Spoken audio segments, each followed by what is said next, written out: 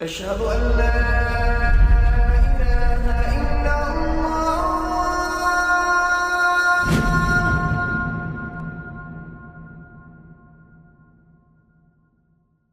Raindrops media পরিবেশিত audio lecture series সেইরাহ। এই সিরিজে আলোচিত হবে পৃথিবীর বুকে শ্রেষ্ঠতম মানুষ রাসূলুল্লাহ মুহাম্মদ সাল্লাল্লাহু আলাইহি ওয়াসাল্লামের জীবন কথা। ইন্নাল হামদালিল্লাহ ওয়াসসালাতু ওয়াসসালামু আলা রাসূলিল্লাহ ওয়া আলা আলিহি ওয়া আসহাবিহি ওয়া সাল্লামা তাসলিমান কাসীরান মাজিদান ইলা ইয়াউমিদ্দিন, আম্মা বা'দ। সিরাত সিরিজের আজকের পর্বেও আমরা বদরের যুদ্ধ নিয়ে আলোচনা করব। আজকে যে কয়েকটি বিষয় নিয়ে আলোচনা হবে সেগুলো হচ্ছে যুদ্ধলব্ধ সম্পদ অর্থাৎ গনিমতের বিধান, যুদ্ধবন্দীদের বিধান এবং বদরের শিক্ষা ও প্রভাব। আমরা জানি মাক্কি যুগে কোরআনের যত আয়াত নাজিল হয়েছিল তার বেশিরভাগই ছিল আকিদা বা বিশ্বাস সংক্রান্ত, কারণ সে সময়টা ছিল ইসলামী আদর্শের ভিত্তিপ্রস্তর স্থাপনের সময়। অন্যদিকে মাদানী যুগে যখন মুসলিমরা ইসলামের আদর্শের আলোকে নিজেদের জীবন পরিচালনা শুরু করল, তখন অনেক বিষয় অথবা বিধান নাজিলের প্রয়োজন হল। আর তাই মাদানী যুগের আয়াতগুলোতে বিধান বা হুকুম আহকাম সংক্রান্ত আয়াতের আধিক্য দেখা যায়। আমাদের প্রথম আলোচনা হচ্ছে গনিমতের বিধান নিয়ে। এমনিতে আমরা যুদ্ধলব্ধ সম্পদকে গনিমত বলে জানি, কিন্তু গনিমত হচ্ছে যুদ্ধলব্ধ সম্পদের একটি প্রকার। ইসলামী ফিকহতে সব রকমের যুদ্ধলব্ধ সম্পদকে গনিমত বলা হয় না, বরং গনিমত ছাড়াও আরও কিছু ধরন আমরা জানি। সূরা আনফাল নাজিল হয়েছিল বদরের যুদ্ধের পর এবং বদরের যুদ্ধের প্রসঙ্গে। সূরা আনফালের প্রথম আয়াত সম্পর্কে উবাদা ইবনে সামিত রাদিয়াল্লাহু আনহু বলেন, আমরা আল্লাহ রাসূল সাল্লাল্লাহু আলাইহি ওয়াসাল্লামের সাথে অভিযানে বের হয়েছিলাম এবং আমি বদরের যুদ্ধে তার সাথে অংশ নিয়েছিলাম। দুই বাহিনী মুখোমুখি হল এবং আল্লাহ তাআলা শত্রুদের পরাজিত করলেন। তখন একদল মুসলিম শত্রুদের ধাওয়া করছিল এবং তাদের হত্যা করছিল, আরেক দল শত্রুদের শিবির থেকে তাদের রেখে যাওয়া সম্পদ সংগ্রহ করছিল, আর আরেক দল আল্লাহ রাসূল সাল্লাল্লাহু আলাইহি ওয়াসাল্লামের নিরাপত্তা নিশ্চিত করছিল যেন শত্রুরা এসে অতর্কিতে হামলা করতে না পারে। যখন সন্ধ্যা হল তখন যারা গনিমতের মাল সংগ্রহ করছিল তারা বলল, আমরা এই গনিমত সংগ্রহ করেছি, তাই আর কারও এই সম্পদের উপর ভাগ নেই। যারা শত্রুদের ধাওয়া করছিল তারা বলল, না, সেটা হতে পারে না, তোমরা আমাদের চাইতে এই সম্পদের উপর বেশি হক রাখো না, আমরা শত্রুদের তাদের সম্পদ রেখে পালিয়ে যেতে বাধ্য করেছি। যারা রাসূলুল্লাহকে নিরাপত্তা দিয়েছিল তারা বলল, আল্লাহ রাসূলের নিরাপত্তার বিষয়টি দেখেছি যেন শত্রুরা অতর্কিতে তার উপর হামলা করতে না পারে, কাজেই এই সম্পদের উপর তোমাদের অধিকার আমাদের চাইতে বেশি হতে পারে না। এই তিনটি দল গনিমতের সম্পদের ভাগাভাগি নিয়ে বিতর্কে জড়িয়ে পড়ে। তখন আল্লাহ আজ্জা ওয়াজাল নাজিল করেন সূরা আনফালের প্রথম আয়াত, يسألونك عن الأنفال قل الأنفال لله والرسول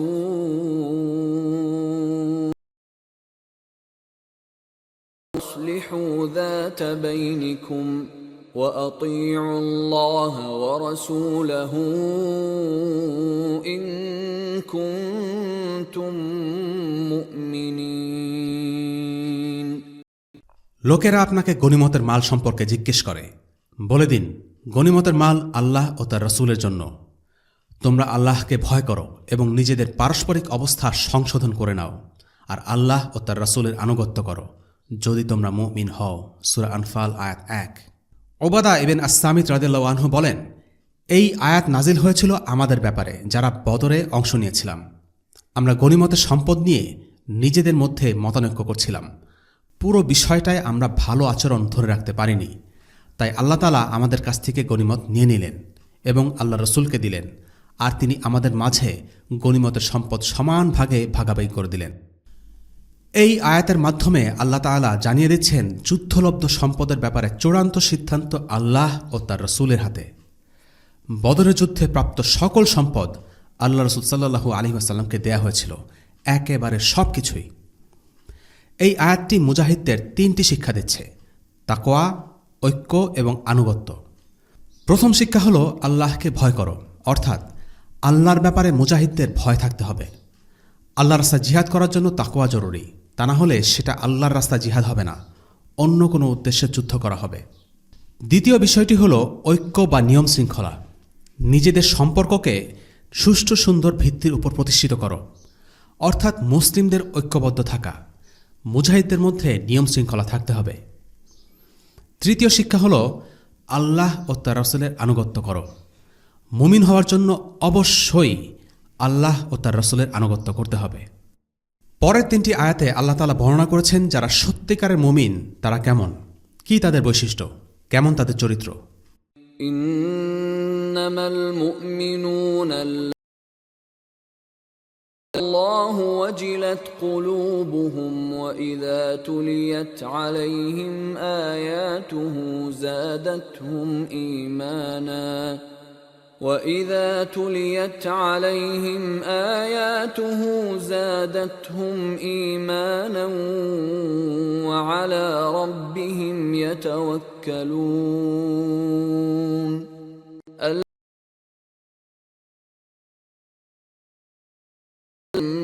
مَّا رَزَقْنَاهُمْ يُنفِقُونَ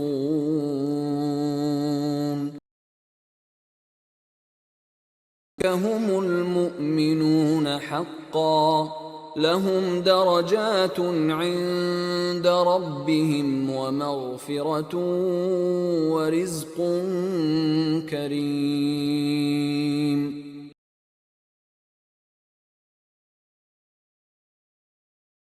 আর যখন তাদের উপর তার আয়াতসমূহ পাঠ করা হয় তা তাদের ঈমান বৃদ্ধি করে এবং যারা তাদের রবের উপরই ভরসা করে, যারা সালাত কায়েম করে এবং আমি তাদের যে রিজক দিয়েছি তা হতে ব্যয় করে, তারাই প্রকৃত মুমিন।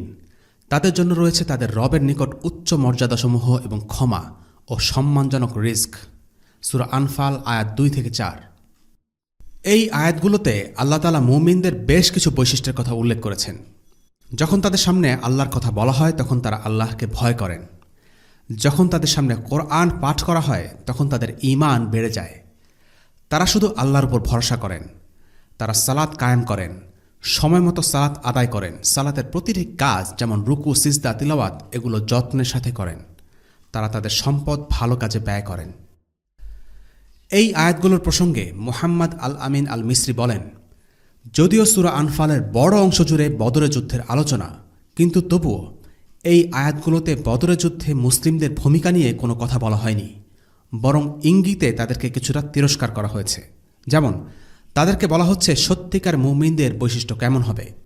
প্রথম আয়াতে বলা হচ্ছে তারা আপনাকে জিজ্ঞেস করে। এই কথার মাধ্যমে আল্লাহ পরোক্ষভাবে বলছেন তারা যা জিজ্ঞেস করে তা তাদের জিজ্ঞেস করা ঠিক হয়নি। সূরা আনফালের 5 নম্বর আয়াতে আল্লাহ বলছেন ঈমানদারদের একটি অংশ বদরের যুদ্ধে যেতে সম্মত ছিল না। 7 নম্বর আয়াতে আল্লাহ তাআলা বলছেন তোমরা চেয়েছিলে। এই কথার মাধ্যমে আল্লাহ তাআলা মুমিনদের অন্তরের দুর্বলতার দিকে ইঙ্গিত করেছেন। প্রশ্ন হচ্ছে এত বড় বিজয় লাভ করার পর কেন আল্লাহ তাআলা পরোক্ষভাবে মুসলিমদের তিরস্কার করছেন বা তাদের দুর্বলতার কথা বলছেন? এর কারণ হলো এই বিজয় নিয়ে মুসলিমরা যেন অহংকার না করে, তাদের অন্তরে যেন এই বিজয় কোনো ঔদ্ধত্যের জন্ম না দেয়। সূরা আনফালের এই আয়াতগুলোর মাধ্যমে আল্লাহ তাআলা মুসলিমদের অন্তর পবিত্র করেছেন। যখন তাদের অন্তর দুনিয়ার প্রতি আসক্তি থেকে মুক্ত হল, যখন তারা কেবল আল্লাহর সন্তুষ্টিই চাইলেন, আল্লাহ তাদের বিজয় দিলেন এবং মুসলিমদের গনিমতের সম্পদের অধিকারী করলেন। আব্দুল্লাহ ইবনে ওমর রাদিয়াল্লাহু আনহু বলেন, রাসূলুল্লাহ সাল্লাল্লাহু আলাইহি ওয়াসাল্লাম 315 জন নিয়ে বদরের প্রান্তরে রওনা হলেন। রাসূলুল্লাহ সাল্লাল্লাহু আলাইহি ওয়াসাল্লাম বললেন, হে আল্লাহ, এরা পদাতিক বাহিনী, এদেরকে বাহন দান করুন। হে আল্লাহ, এরা বস্ত্রহীন, এদেরকে পরিধেয় বস্ত্র দান করুন। হে আল্লাহ, এরা অন্নহীন, এদেরকে খাদ্য দিয়ে পরিতৃপ্ত করুন। অতঃপর আল্লাহ তাকে বদরে বিজয় করলেন। সাহাবীরা যখন সেখান থেকে ফিরে আসেন তখন তাদের প্রত্যেকেই 1টি বা 2টি উট নিয়ে পোশাকে সজ্জিত হয়ে এবং পরিতৃপ্ত হয়ে ফিরলেন। হাদিসটি বর্ণিত আছে সুনান আবি দাউদের জিহাদ অধ্যায়ে। যাই হোক, বদরের যুদ্ধের পর আল্লাহ যুদ্ধলব্ধ সম্পদের বন্টনের ব্যাপারে বিধান জারি করেন। আল্লাহ তাআলা বলেন, واعلموا أنما غنمتم من شيء فأن لله خمسه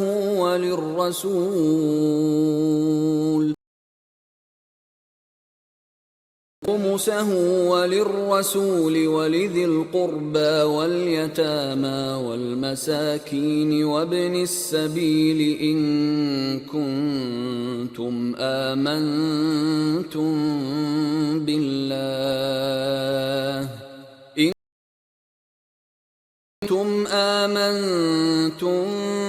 بالله وما أنزلنا على عبدنا يوم الفرقان يوم التقى الجمعان والله على كل شيء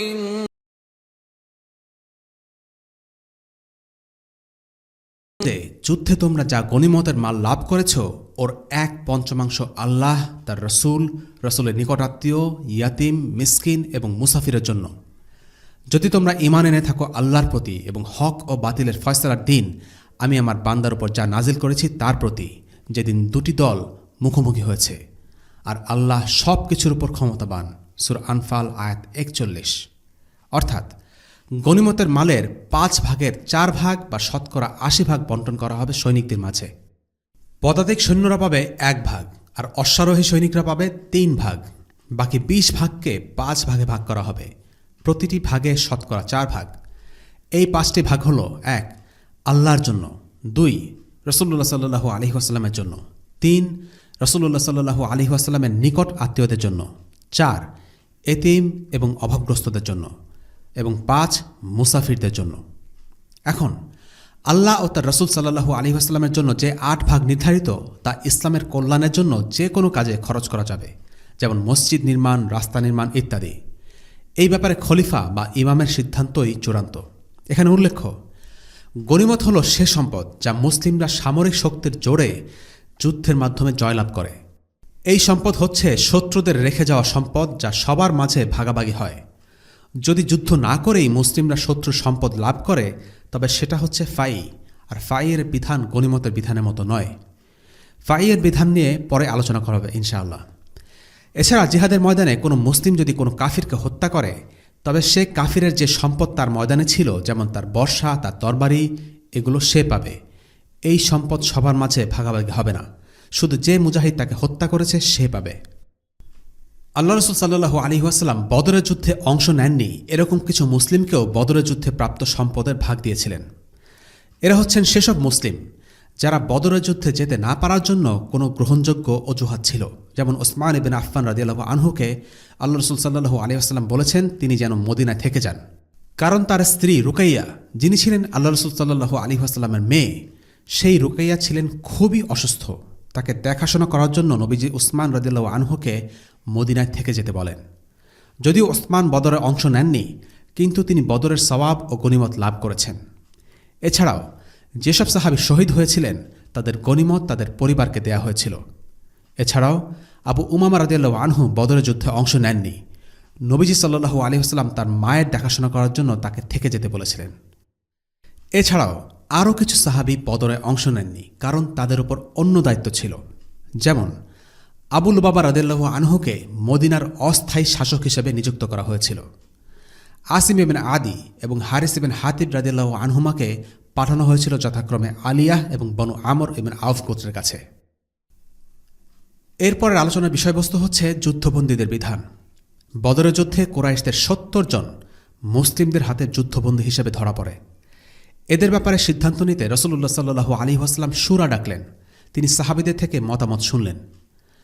আবু বকর রাদিয়াল্লাহু আনহুর মত ছিল, হে আল্লাহর রাসূল, এরা তো আমাদের আত্মীয় এবং আমাদের গোত্রেরই লোক। আমার মতে আপনি এদের থেকে মুক্তিপণ নিয়ে ছেড়ে দিন।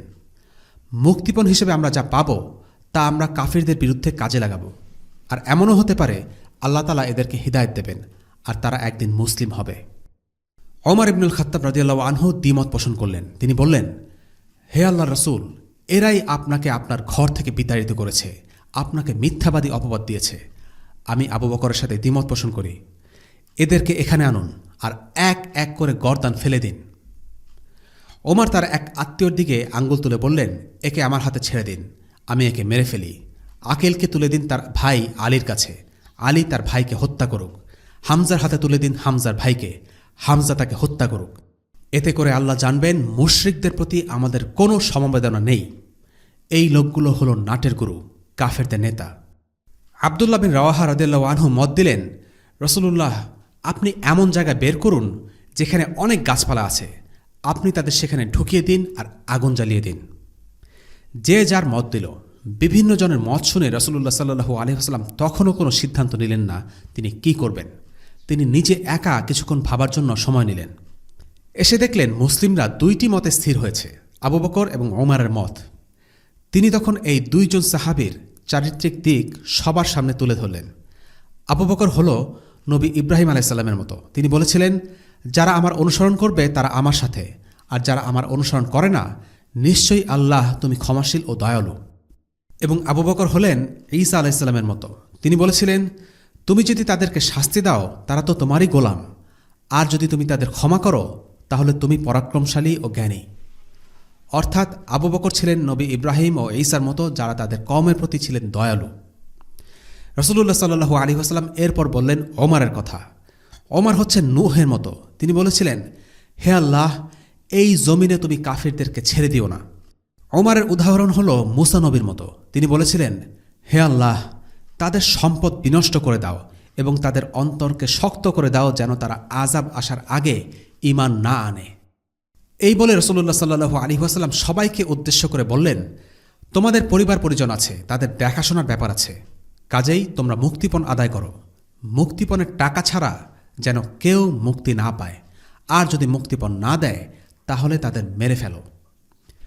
শেষ পর্যন্ত রাসূলুল্লাহ সাল্লাল্লাহু আলাইহি ওয়াসাল্লাম আবু বকর রাদিয়াল্লাহু আনহুর মতই গ্রহণ করলেন। পরদিন সকালে ওমর রাদিয়াল্লাহু আনহু গেলেন রাসূলুল্লাহর ঘরে। গিয়ে দেখেন রাসূলুল্লাহ কাঁদছেন, সাথে কাঁদছেন আবু বকরও। তিনি তাদের জিজ্ঞেস করলেন, হে রাসূলুল্লাহ, আপনি এবং আপনার সাথী কাঁদছেন কেন? কি হয়েছে? আমাকে বলেন কেন কাঁদছেন, আমিও কাঁদি, আর যদি কান্না না পায় তাহলে জোর করে হলেও কাঁদব। রাসূলুল্লাহ বললেন, বন্দীদের থেকে মুক্তিপণ গ্রহণ করায় তোমাদের সঙ্গীদের উপর যে আযাব পেশ করা হয়েছে তা দেখে কাঁদছি। তিনি একটা গাছ দেখিয়ে বললেন, ওদের ওপর যে আযাব আপতিত হতে পারত তা এই গাছের চেয়েও নিকটবর্তী করে আমাকে পেশ করা হয়েছে। রাসূলুল্লাহ সাল্লাল্লাহু আলাইহি ওয়াসাল্লাম বোঝাতে চেয়েছেন যে মুসলিমরা মুক্তিপণ গ্রহণ করার যে সিদ্ধান্ত নিয়েছিল আল্লাহ তাআলা তা পছন্দ করেননি। তিনি বলেছেন, ما كان لنبي أن يكون له أسرى حتى يثخن في الأرض تريدون عرض الدنيا والله يريد الآخرة والله عزيز حكيم لولا كتاب من الله سبق لمسكم فيما أخذتم عذاب عظيم এবং পণের বিনিময়ে তিনি তাদেরকে মুক্ত করবেন যতক্ষণ না তিনি জমিনে তাদের রক্ত প্রবাহিত করবেন। তোমরা দুনিয়ার সম্পদ কামনা করছ, অথচ আল্লাহ চাচ্ছেন আখিরাত, আর আল্লাহ পরাক্রমশালী, প্রজ্ঞাবান। যদি আল্লাহর লিখন নির্ধারিত না হয়ে থাকত তবে যে ব্যবস্থা তোমরা অবলম্বন করেছ তাতে তোমাদের ওপর কোনো বড় শাস্তি এসে পড়ত। সূরা আনফাল আয়াত ৬৭ এবং ৬৮। আল্লাহ বলছেন রাসূলুল্লাহ সাল্লাল্লাহু আলাইহি ওয়াসাল্লামের উচিত ছিল বন্দীদেরকে হত্যা করা। আল্লাহ আজ্জা ওয়া জাল সেটাই চেয়েছেন। সে সময়ে মুসলিমদের ইসলামী রাষ্ট্রের বয়স খুব বেশি নয়। একটি নবগঠিত রাষ্ট্র হিসেবে মুসলিমদের উচিত শুরু থেকেই দাপট দেখানো, ক্ষমতার প্রদর্শনী করা। মুক্তিপণ আদায় করা হলে কাফিররা মুসলিমদের তেমন সমীর চোখে দেখবে না। কিন্তু যদি মুসলিমরা তাদের বন্দীদেরকে হত্যা করত তাহলে তারা অনেক বেশি ভয় পেত এবং মুসলিমদেরকে সমীহ করা শিখত। যদিও আল্লাহ তাদের এই সিদ্ধান্ত পছন্দ করেননি, তবে তিনি মুসলিমদেরকে কোনো শাস্তিও দেননি, মৃদু ধমক দিয়েই ছেড়ে দিয়েছেন, কারণ মুক্তিপণ নেয়াকে আল্লাহ আগেই হালাল হিসেবে নির্ধারিত করেছেন। কুরাইশ সৈন্যদের হত্যা না করে বন্দী করার বিষয়টি আনসারী সাহাবী সাআদ ইবনে মুআজ রাদিয়াল্লাহু আনহু পছন্দ করেননি। যখন বদরের যুদ্ধ চলছিল এবং মুসলিমরা কাফিরদের বন্দী করছিল, তখন সেটা দেখে তিনি কিছুটা অসন্তোষ প্রকাশ করেন।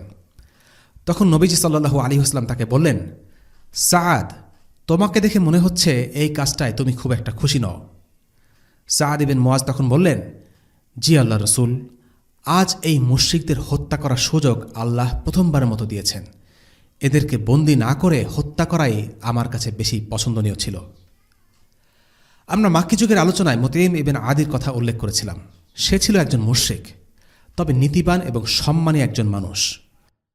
বদরের যুদ্ধের পর আল্লাহ রসুল সাল্লাল্লাহু আলাইহি ওয়াসাল্লাম বলেছিলেন, মুতাইম ইবনে আদি যদি জীবিত থাকত আর এই সকল যুদ্ধবন্দীদের মুক্তির ব্যাপারে আমার সাথে কথা বলতো, আমি তাহলে তার সম্মানে এদের সকলকে মুক্ত করে দিতাম। কোনো অমুসলিমদের ব্যাপারে সম্ভবত এটাই আল্লাহ রাসূল সাল্লাল্লাহু আলাইহি ওয়াসাল্লামের সবচাইতে সম্মানসূচক একটি মন্তব্য। এর কারণ কি? কেন আল্লাহ রাসূল মুতাইমের প্রতি সম্মান দেখিয়েছিলেন? কেন তার সম্মানে সমস্ত যুদ্ধবন্দীকে ছেড়ে দিতে রাজি ছিলেন? মুতাইম ইবনে আদি হলেন সেই ব্যক্তি যিনি রাসূলুল্লাহকে নিরাপত্তা দিয়ে কাবা ঘর তাওয়াফের জন্য সুযোগ করে দিয়েছিলেন। যদিও তিনি অমুসলিম ছিলেন, তারপরও তার সততা ও মুসলিমদের প্রতি সদাচরণে আল্লাহ রাসূল সাল্লাল্লাহু আলাইহি ওয়াসাল্লাম তার প্রতি কৃতজ্ঞ ছিলেন। শুধু এক ব্যক্তির কথায় আল্লাহ রাসূল বদরের সব যুদ্ধবন্দীদের ছেড়ে দিতে রাজি ছিলেন। এ থেকে বোঝা যায় রাসূলুল্লাহ সাল্লাল্লাহু আলাইহি ওয়াসাল্লাম একজন মানুষের কর্মকাণ্ডের উপর ভিত্তি করে সে অনুযায়ী আচরণ করতেন। তিনি কঠোরতা দেখিয়েছেন, তিনি নম্রতাও দেখিয়েছেন, তিনি ভালো মানুষের প্রতি সদয় ছিলেন এবং খারাপ মানুষদের সাথে যথোচিত আচরণ করতেন। তাই মুসলিমদের এমন হওয়া উচিত নয় যে তারা কাফিরদের কেবল নিষ্ঠুরতাই প্রদর্শন করবে, আবার এমন আচরণও কাম্য নয় যে তারা নমনম হয়ে কেবল তাদের খুশি করার চেষ্টায় ব্যতিব্যস্ত থাকবে। একজন মুসলিমের উচিত পরিস্থিতি বিবেচনা করা এবং বিচক্ষণের মতো কাজ করা। একজন মানুষের আবেগকে বশ করা শিখতে হবে। লোকে কি ভাবছে সেই ব্যাপারে অতি উদ্বিগ্ন হওয়া থেকে বিরত থাকতে হবে। আমরা গত পর্বে বলেছিলাম 2 জন যুদ্ধবন্দীকে আল্লাহ রাসূল সাল্লাল্লাহু আলাইহি ওয়াসাল্লাম হত্যার আদেশ দেন। এরা ছিল প্রচণ্ড ইসলাম বিদ্বেষী কাফের, উকবা ইবনে আবি মুআইদ এবং নজর ইবনে হারিস। উকবা আল্লাহ রাসূল সাল্লাল্লাহু আলাইহি ওয়াসাল্লামের সাথে সবচেয়ে জঘন্য আচরণ করেছিল, আর নজর ইবনে হারিস ইসলামের বিরুদ্ধে মিডিয়া প্রোপাগান্ডা চালাত। এই 2 জন ছাড়া আর কোনো যুদ্ধবন্দীকে হত্যা করা হয়নি। বাকিদের ব্যাপারে রাসূলুল্লাহ সাল্লাল্লাহু আলাইহি ওয়াসাল্লাম সাহাবাদের নির্দেশ দেন, তাদের সাথে সদয় আচরণ করো। বর্তমান সময়ে তথাকথিত আধুনিকতার এই যুগে যাদের অধিকার সবচেয়ে বেশি লঙ্ঘন করা হয় তারা সম্ভবত যুদ্ধবন্দী। পশ্চিমা বিশ্ব মানবাধিকার সংক্রান্ত অনেক আইন ও নীতি প্রণয়ন করলেও তা কার্যত কাগজে কলমেই সীমাবদ্ধ, এর বাস্তব প্রয়োগ নেই। পশ্চিমা সভ্যতা নিজেদের আধুনিক এবং সবচেয়ে মানবিক দাবি করলেও তারাই যুদ্ধবন্দীদের ব্যাপারে সবচেয়ে বেশি সীমা লঙ্ঘন করে আসছে। এর সবচেয়ে বড় উদাহরণ হল গুয়ান্তানামো বে কারাগার। কিছুদিন আগেও আমেরিকার গোয়েন্দা সংস্থা CIA এর ডিরেক্টর যুদ্ধবন্দীদের উপর নির্যাতন করাকে অনৈতিক ও অমানবিক হিসেবে স্বীকার করতে অস্বীকৃতি জানায়।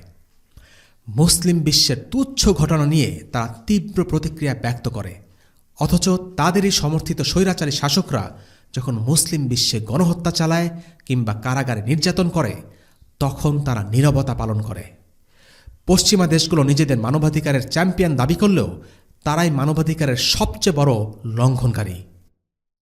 পশ্চিমারা যখন যুদ্ধবন্দীদের অধিকার নিয়ে সবেমাত্র আলোচনা করতে শুরু করেছে তার বহু আগে আল্লাহ রাসূল সাল্লাল্লাহু আলাইহি ওয়াসাল্লাম যুদ্ধবন্দীদের সাথে ভালো আচরণ করার আদেশ দিয়েছেন। মানুষ হিসেবে তাদের অধিকারই শুধু নয়, আল্লাহ রাসূল সাল্লাল্লাহু আলাইহি ওয়াসাল্লাম বলেছেন তাদের সাথে ভালো আচরণ করার জন্য। যুদ্ধবন্দীদের ব্যাপারে ইসলাম যা দিয়েছে তা পশ্চিমা মানবাধিকার থেকেও অনেক বেশি। আল্লাহ রাসূল সাল্লাল্লাহু আলাইহি ওয়াসাল্লামের এই আদেশ সাহাবীরা কেমন করে পালন করেছিলেন সেটা শোনা যাক বদরের যুদ্ধবন্দীদের ভাষ্যে। মুসআব ইবনে উমাইর রাদিয়াল্লাহু আনহুর ভাই আবু আজিজ, যিনি ছিলেন বদরের একজন যুদ্ধবন্দী, তিনি বলেন, আনসারদের এক দল আমাকে বদর থেকে নিয়ে ফিরছিল।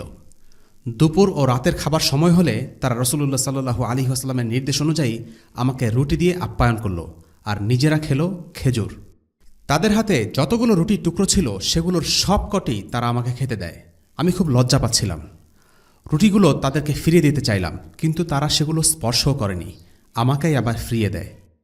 রুটি ছিল সে সময়ে খেজুর থেকে অনেক ভালো মানের খাবার, আর আনসাররা রুটি না খেয়ে খেজুর দিয়ে ভোজ সারছিলেন, অথচ বন্দীদেরকে দিচ্ছিলেন রুটি। এ ব্যাপারে ইবনে হিশাম মন্তব্য করেন, এই আবু আজিজ ছিল বদরের যুদ্ধে মুশরিকদের পতাকা বাহক। অর্থাৎ আবু আজিজ কোনো সাধারণ পদাতিক সৈন্য ছিল না, অথচ রাসূলুল্লাহ সাল্লাল্লাহু আলাইহি ওয়াসাল্লাম সাহাবাদেরকে এই ধরনের মানুষের সাথেও ভালো ব্যবহারের আদেশ করেন।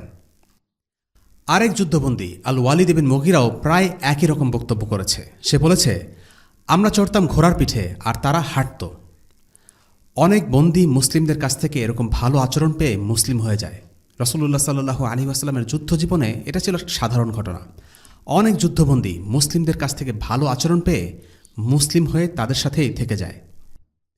কোনো কোনো যুদ্ধবন্দী ইসলাম গ্রহণ করে বিষয়টা গোপন রাখত। তারা মুসলিমদের সাথে না থেকে ইচ্ছে করেই নিজ গোত্রের কাছে ফিরে যেত, আর তারপর রাসূলুল্লাহ সাল্লাল্লাহু আলাইহি ওয়াসাল্লামের কাছে ফিরে এসে মুসলিম হতো। তারা নিজ গোত্রকে এটা দেখাতে চাইত যে তারা তরবারির ভয়ে মুসলিম হননি, যেমনটা হয়েছিল আবু আজিজের ক্ষেত্রে। সে ভালো আচরণ পেয়ে মুসলিম হয়েছে। কাজেই উত্তম চরিত্র প্রদর্শন করাটা জরুরি, হোক সেটা শত্রুর সাথে। মুসলিমদের উচিত শত্রুদের সাথে যথাযথ সম্মানের সাথে আচরণ করা। একজন মুসলিম নিষ্ঠুর, অসৎ কিংবা প্রতারক হবে না। সে সততা ও সম্মান দিয়ে সকলের সাথে আচরণ করবে। তার মধ্যে কোনো লোকছাপ থাকবে না। সে খোলাখুলি কথা বলবে। তবে যারা নির্দয় আচরণ পাবার যোগ্য তারা ব্যতিক্রম। এদের সাথে ভালো আচরণ করার কোনো কারণ নেই। এদের সাথে নম্রভাবে আচরণ করা হলো বোকামি, কেননা এরা সত্য থেকে মুখ ঘুরিয়ে নেয় এবং মুসলিমদের ক্ষতি করে। রাসূলুল্লাহ সাল্লাল্লাহু আলাইহি ওয়াসাল্লামের চাচা আল আব্বাস ইবনে আব্দুল মুত্তালিব এই যুদ্ধে যুদ্ধবন্দী হয়েছিলেন, কারণ তিনি কাফিরদের সাথে মুসলিমদের বিপক্ষে যুদ্ধে অংশ নিয়েছিলেন। তিনি মুক্তিপণ দিয়ে নিজেকে ছাড়িয়ে নিতে অনুরোধ করলেন। তিনি রাসূলুল্লাহকে বললেন, হে আল্লাহ রসুল, আমি তো মুসলিম। অর্থাৎ তিনি বলতে চাইছিলেন, আমি তো মুসলিম, আমাকে কেন মুক্তিপণ দিতে হবে? মুক্তিপণ তো কাফিরদের জন্য। রাসূলুল্লাহ সাল্লাল্লাহু আলাইহি ওয়াসাল্লাম তখন তাকে বললেন, কুরাইশ বাহিনীর সাথে আপনার অবস্থান থেকে এটাই প্রতীয়মান হয় যে আপনি আমাদের বিরুদ্ধে ছিলেন, কাজেই আপনাকে মুক্তিপণ দিতে হবে। আপনার অন্তর ইসলাম গ্রহণ করেছে কিনা সে ব্যাপারে আল্লাহই ভালো জানেন। আপনি নিজের, আপনার 2 ভাইয়ের ছেলে এবং আপনার মিত্র অমুকের মুক্তিপণ আদায় করুন। রাসূলুল্লাহ সাল্লাল্লাহু আলাইহি ওয়াসাল্লাম এখানে মুসলিমদের একটি গুরুত্বপূর্ণ বিষয়ে শিক্ষা দিচ্ছেন। একটা মানুষের বাহ্যিক অবস্থা দেখেই তাকে বিচার করতে হবে। তার হৃদয়ে কি আছে তা একমাত্র আল্লাহ আযজা ওয়া জাল জানেন।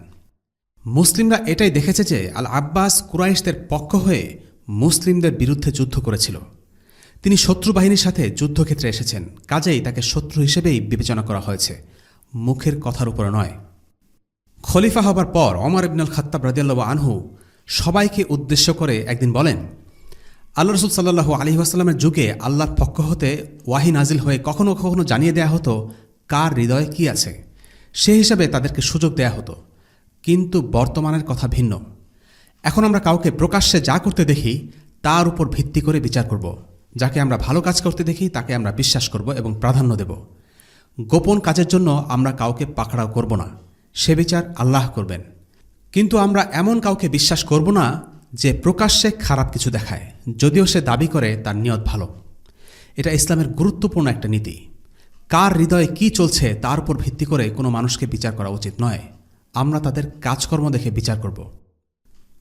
আল আব্বাসের কাছে মুক্তিপণ চাওয়া হলে তিনি বলেন, আমার কাছে তো কোনো টাকা পয়সা নেই। রাসূলুল্লাহ সাল্লাল্লাহু আলাইহি ওয়াসাল্লাম বললেন, আপনি মাটির নিচে যে টাকা রেখেছেন সেটার কি হলো? আপনার স্ত্রী উম্মে ফাদলকে বলে রেখেছেন যে যদি আমি মারা যাই তাহলে এই অর্থ খরচ করবে। আল আব্বাস বললেন, নিশ্চয়ই আমি জানি আপনি আসলে আল্লাহর রসূল। আমি এবং আমার স্ত্রী ছাড়া এই গুপ্তধনের কথা কেউ জানে না। এরপর আল আব্বাস তার মুক্তিপণ পরিশোধ করলেন।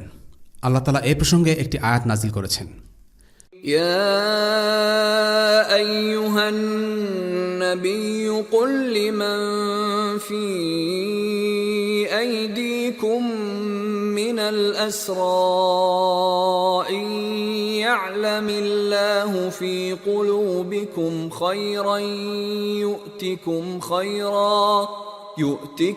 خيرا مما عنكم ويغفر لكم والله غفور رحيم।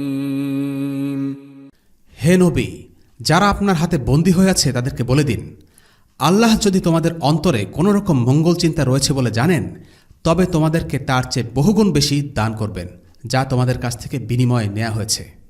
তাছাড়া তোমাদেরকে তিনি ক্ষমা করে দিবেন। বস্তুত আল্লাহ ক্ষমাশীল, করুণাময়। আর যদি তারা আপনার সাথে বিশ্বাসঘাতকতা করতে চায়, এরা তো এর আগে আল্লাহর সাথেও ইতিপূর্বে বিশ্বাসঘাতকতা করেছে, অতঃপর তিনি তাদের উপর তোমাদের বিজয় দান করেছেন। আর আল্লাহ সর্ববিষয়ে পরিজ্ঞাত, সুকৌশলী। সূরা আনফাল আয়াত ৭০। যারা নিজেদেরকে মুসলিম বলে দাবি করেছিল এবং মুক্তিপণের বিনিময়ে মুক্তি পেয়েছিল, তাদেরকে উদ্দেশ্য করে আল্লাহ তাআলা বলছেন, যদি তারা আসলেই মুসলিম হয় তাহলে তাদের থেকে আল্লাহ রসুল যা কিছু মুক্তিপণ হিসেবে নিয়েছেন আল্লাহ তার থেকে বেশি কিছু তাদেরকে ফিরিয়ে দেবেন। আল আব্বাস বললেন, আমি আমার মুক্তিপণের জন্য 20 উকিয়া স্বর্ণ পরিশোধ করেছিলাম, কিন্তু আল্লাহ আমাকে ফিরিয়ে দিয়েছেন তার থেকে অনেক বেশি। আল আব্বাস পরবর্তীতে অনেক ধনী ব্যবসায়ী হয়েছিলেন। আরেক যুদ্ধবন্দী ছিলেন আবুল আস। আবুল আস ছিলেন রাসূলুল্লাহ সাল্লাল্লাহু আলাইহি ওয়াসাল্লামের মেয়ে জাইনাবের স্বামী। আবুল আস ছিল কাফের। মুসলিমদের সাথে মুশরিকদের বৈবাহিক সম্পর্ক হারাম হবার বিধান নাজিল হবার আগেই তার সাথে জাইনাবের বিয়ে হয়েছিল। বদরের যুদ্ধে আবুল আস বন্দী হয়। আবুল আস যুদ্ধ করতে এসেছিল ঠিকই, তবে ইসলামের প্রকাশ্য কোনো শত্রু ছিল না। যুদ্ধে তার কোনো বীরত্ব বা লড়াইয়ের কাহিনীও জানা যায় না।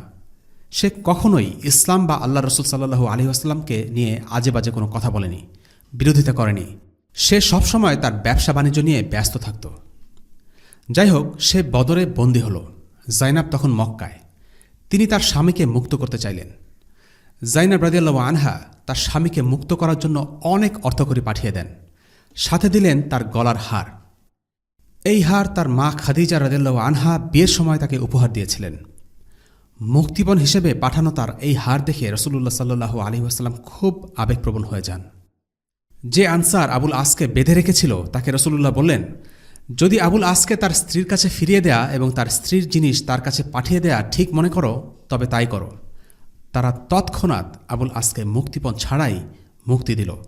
গলার হারটিও ফেরত পাঠানো হয়। তবে রাসূলুল্লাহ সাল্লাল্লাহু আলাইহি ওয়াসাল্লাম আগেই একটি শর্ত জুড়ে দিয়েছিলেন।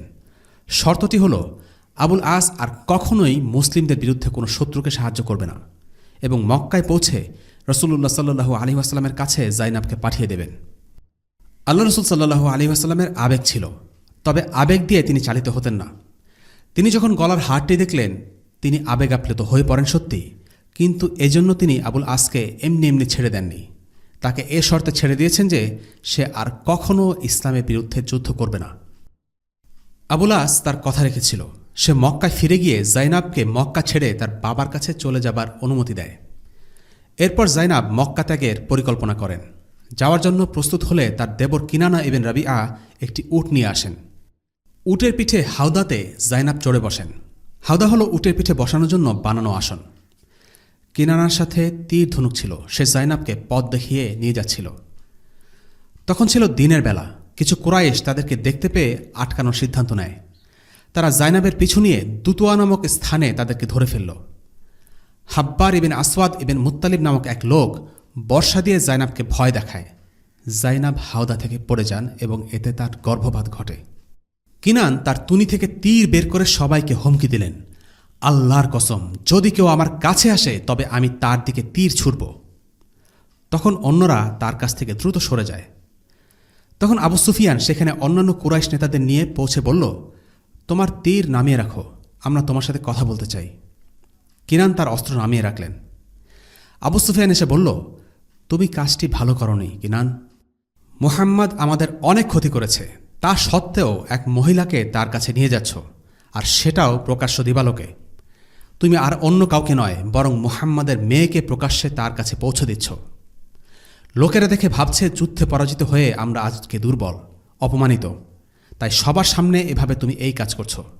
তোমার এই কাজ আমাদের দুর্বলতা ও অক্ষমতাই প্রকাশ করছে। আমি শপথ করে বলছি, আমরা জাইনাবকে তার বাবার কাছ থেকে দূরে সরিয়ে রাখতে চাই না, আমরা প্রতিশোধ নিতে চাই না, কিন্তু প্রকাশ্যে এই কাজ করো না, গোপনে তার বাবার কাছে পৌঁছে দিয়ে আসো। তৎকালীন কুরাইশরা ইসলামের প্রতি শত্রু ভাবাপন্ন হলেও মুসলিম মহিলাদের সম্মান করত। আজকের যুগের কাফেরদের মধ্যে এটুকু সম্মান একদমই দেখা যায় না। বদর যুদ্ধের আরেক বন্দী ছিল আবু আজ্জা। সে বলে, হে আল্লাহর রসুল, আপনি তো আমার আর্থিক অবস্থার কথা জানেন। আমি দরিদ্র এবং আমার পরিবার আছে, আমার প্রতি দয়া করুন। আবু আজ্জা ছিল গরিব, তার মেয়েদের দেখাশোনা করার প্রয়োজন ছিল। রাসূলুল্লাহ সাল্লাল্লাহু আলাইহি ওয়াসাল্লাম তার প্রতি সহানুভূতিশীল হলেন। তিনি বললেন, আমি তোমাকে এক শর্তে ছেড়ে দিচ্ছি, তুমি আমার বিরুদ্ধে কাউকে সহযোগিতা করবে না। বদরে তুমি আমাদের বিরুদ্ধে যুদ্ধ করতে এসেছ, কিন্তু এরপর যদি কখনো তোমাকে আমাদের বিরুদ্ধে যুদ্ধ করতে বলা হয় তাতে তুমি অস্বীকৃতি জানাবে। আবু আজ্জা এই শর্তে রাজি হয়, ফলে তাকে মুক্তি দেয়া হয়। কিন্তু উহুদের যুদ্ধে কুরাইশরা তাকে যুদ্ধে যোগ দিতে প্ররোচিত করে এবং তাকে যুদ্ধে আনতে সক্ষম হয়। আবারও সে মুসলিমদের হাতে ধরা পড়ে এবং এবারও দারিদ্র্যের ছুতো দিয়ে মুক্ত হবার চেষ্টা করে। কিন্তু রাসূলুল্লাহ সাল্লাল্লাহু আলাইহি ওয়াসাল্লাম এবার তাকে আর কোনো সুযোগ দিলেন না। তিনি বললেন, তুমি দাড়িতে হাত বুলিয়ে বুলিয়ে বলবে আমি মুহাম্মাদকে 2 বার ধোঁকা দিয়েছি, এই সুযোগ তোমাকে আমি দেব না। রাসূলুল্লাহ সাল্লাল্লাহু আলাইহি ওয়াসাল্লাম আবেগী কথায় গলে যেতেন না। তাকে সহজে ঠকানো বা প্রতারিত করা যেত না। তিনি দয়ালু, সহানুভূতিশীল, সহিষ্ণু ছিলেন সত্যি, কিন্তু কেউ তার সরলতার সুযোগ নিয়ে মুসলিমদের ক্ষতি করবে এটা তিনি মেনে নিতেন না। আবু আজ্জাকে উহুদের যুদ্ধের পর সেখানেই শিরচ্ছেদ করা হয়। রাসূলুল্লাহ বললেন, মুমিন এক গর্তে 2 বার দংশিত হয় না। এটি মুসলিমদের জন্য একটি গুরুত্বপূর্ণ শিক্ষা। একজন মুসলিমের এতটা সরল মনা হওয়া উচিত নয় যে সে যা শুনবে তাই বিশ্বাস করবে এবং মিডিয়ার চটকদার কথায় বিভ্রান্ত হয়ে যাবে। কারা ইসলাম ও মুসলিমদের উপকার করে এবং কারা ইসলাম ও মুসলিমদের ক্ষতি করে, এই ব্যাপারে একজন মুসলিমের সতর্ক থাকা উচিত। এরপর আসা যাক সুহাইল ইবনে আমরের কাহিনীতে। সুহাইল ছিলেন কুরাইশদের উচ্চ বংশীয় এক নেতা। যুদ্ধে তাকে একজন বন্দী হিসেবে আটক করা হয়। ইসলামের বিরুদ্ধে প্রচারণায় তিনি ছিলেন একজন সচল সক্রিয়। তার বাগ্মিতা ও সুশীল ভাষা ব্যবহার করে তিনি ইসলামের বিরুদ্ধে প্রোপাগান্ডা ছড়াতেন। ওমর ইবনুল খাত্তাব রাদিয়াল্লাহু আনহু রাসূলুল্লাহ সাল্লাল্লাহু আলাইহি ওয়াসাল্লামকে বললেন, হে আল্লাহর রাসূল, আমাকে অনুমতি দিন, আমি সুহাইল বিন আমরের সামনের 2টো দাঁত ফেলে দিই, তার জিহ্বা ঝুলে থাকবে, সে আর কখনো আপনার বিরুদ্ধে আজে বাজে কথা বলতে পারবে না। রাসূলুল্লাহ বললেন, না, আমি তার অঙ্গহানি করব না, কেননা তাতে আল্লাহ আমার অঙ্গহানি করতে পারেন। অর্থাৎ শত্রুর সাথে এরূপ ব্যবহার করা ইসলামের পন্থা নয়। তখন রাসূলুল্লাহ বললেন, হতে পারে সে কোনোদিন এমন অবস্থানে থাকবে যেদিন তার সমালোচনা করার সুযোগ তোমার থাকবে না। রাসূলুল্লাহ সাল্লাল্লাহু আলাইহি ওয়াসাল্লাম আশা করছিলেন হয়তো একদিন ইসলামের পক্ষেই সুহাইল কথা বলবে। আল্লাহ রসুলের এই আশা সত্যি হয়েছিল। রাসূলুল্লাহর মৃত্যুর পর আরব গোত্রগুলো যখন ইসলাম ত্যাগ করা শুরু করল, তখন সুহাইল ইবনে আমরের কারণে মক্কার লোকেরা ইসলামের উপর দৃঢ় ছিল। তিনি বলতেন, হে কুরাইশের লোকজন, সবার শেষে ইসলাম গ্রহণ করে সবার আগে তা ত্যাগ করে বসো না। যার উপর আমাদের সন্দেহ জাগবে তার শিরচ্ছেদ করা হবে। এই কথাগুলো মক্কার লোকজনকে ইসলামের প্রতি অটল থাকতে সাহায্য করে।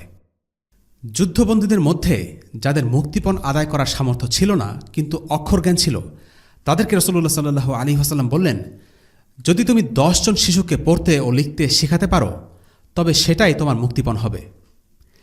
শিক্ষা ও সাক্ষরতার উপর ইসলামের গুরুত্ব এই ঘটনা থেকে বোঝা যায়। জেনে নেওয়া যাক যুদ্ধবন্দীদের ব্যাপারে ইসলামের বিধান কি কি। যুদ্ধবন্দীদের ভাগ্য কি হবে তা নির্ভর করবে মুসলিম ইমামের সিদ্ধান্তের উপর। তিনি 4টি কাজের যে কোনো একটি করতে পারেন। 1, তিনি তাদেরকে মৃত্যুদণ্ড দিতে পারেন, যেমনটা করা হয়েছিল উকবা ইবনে আবি মুয়াইত এবং নজর ইবনে হারিসের সাথে।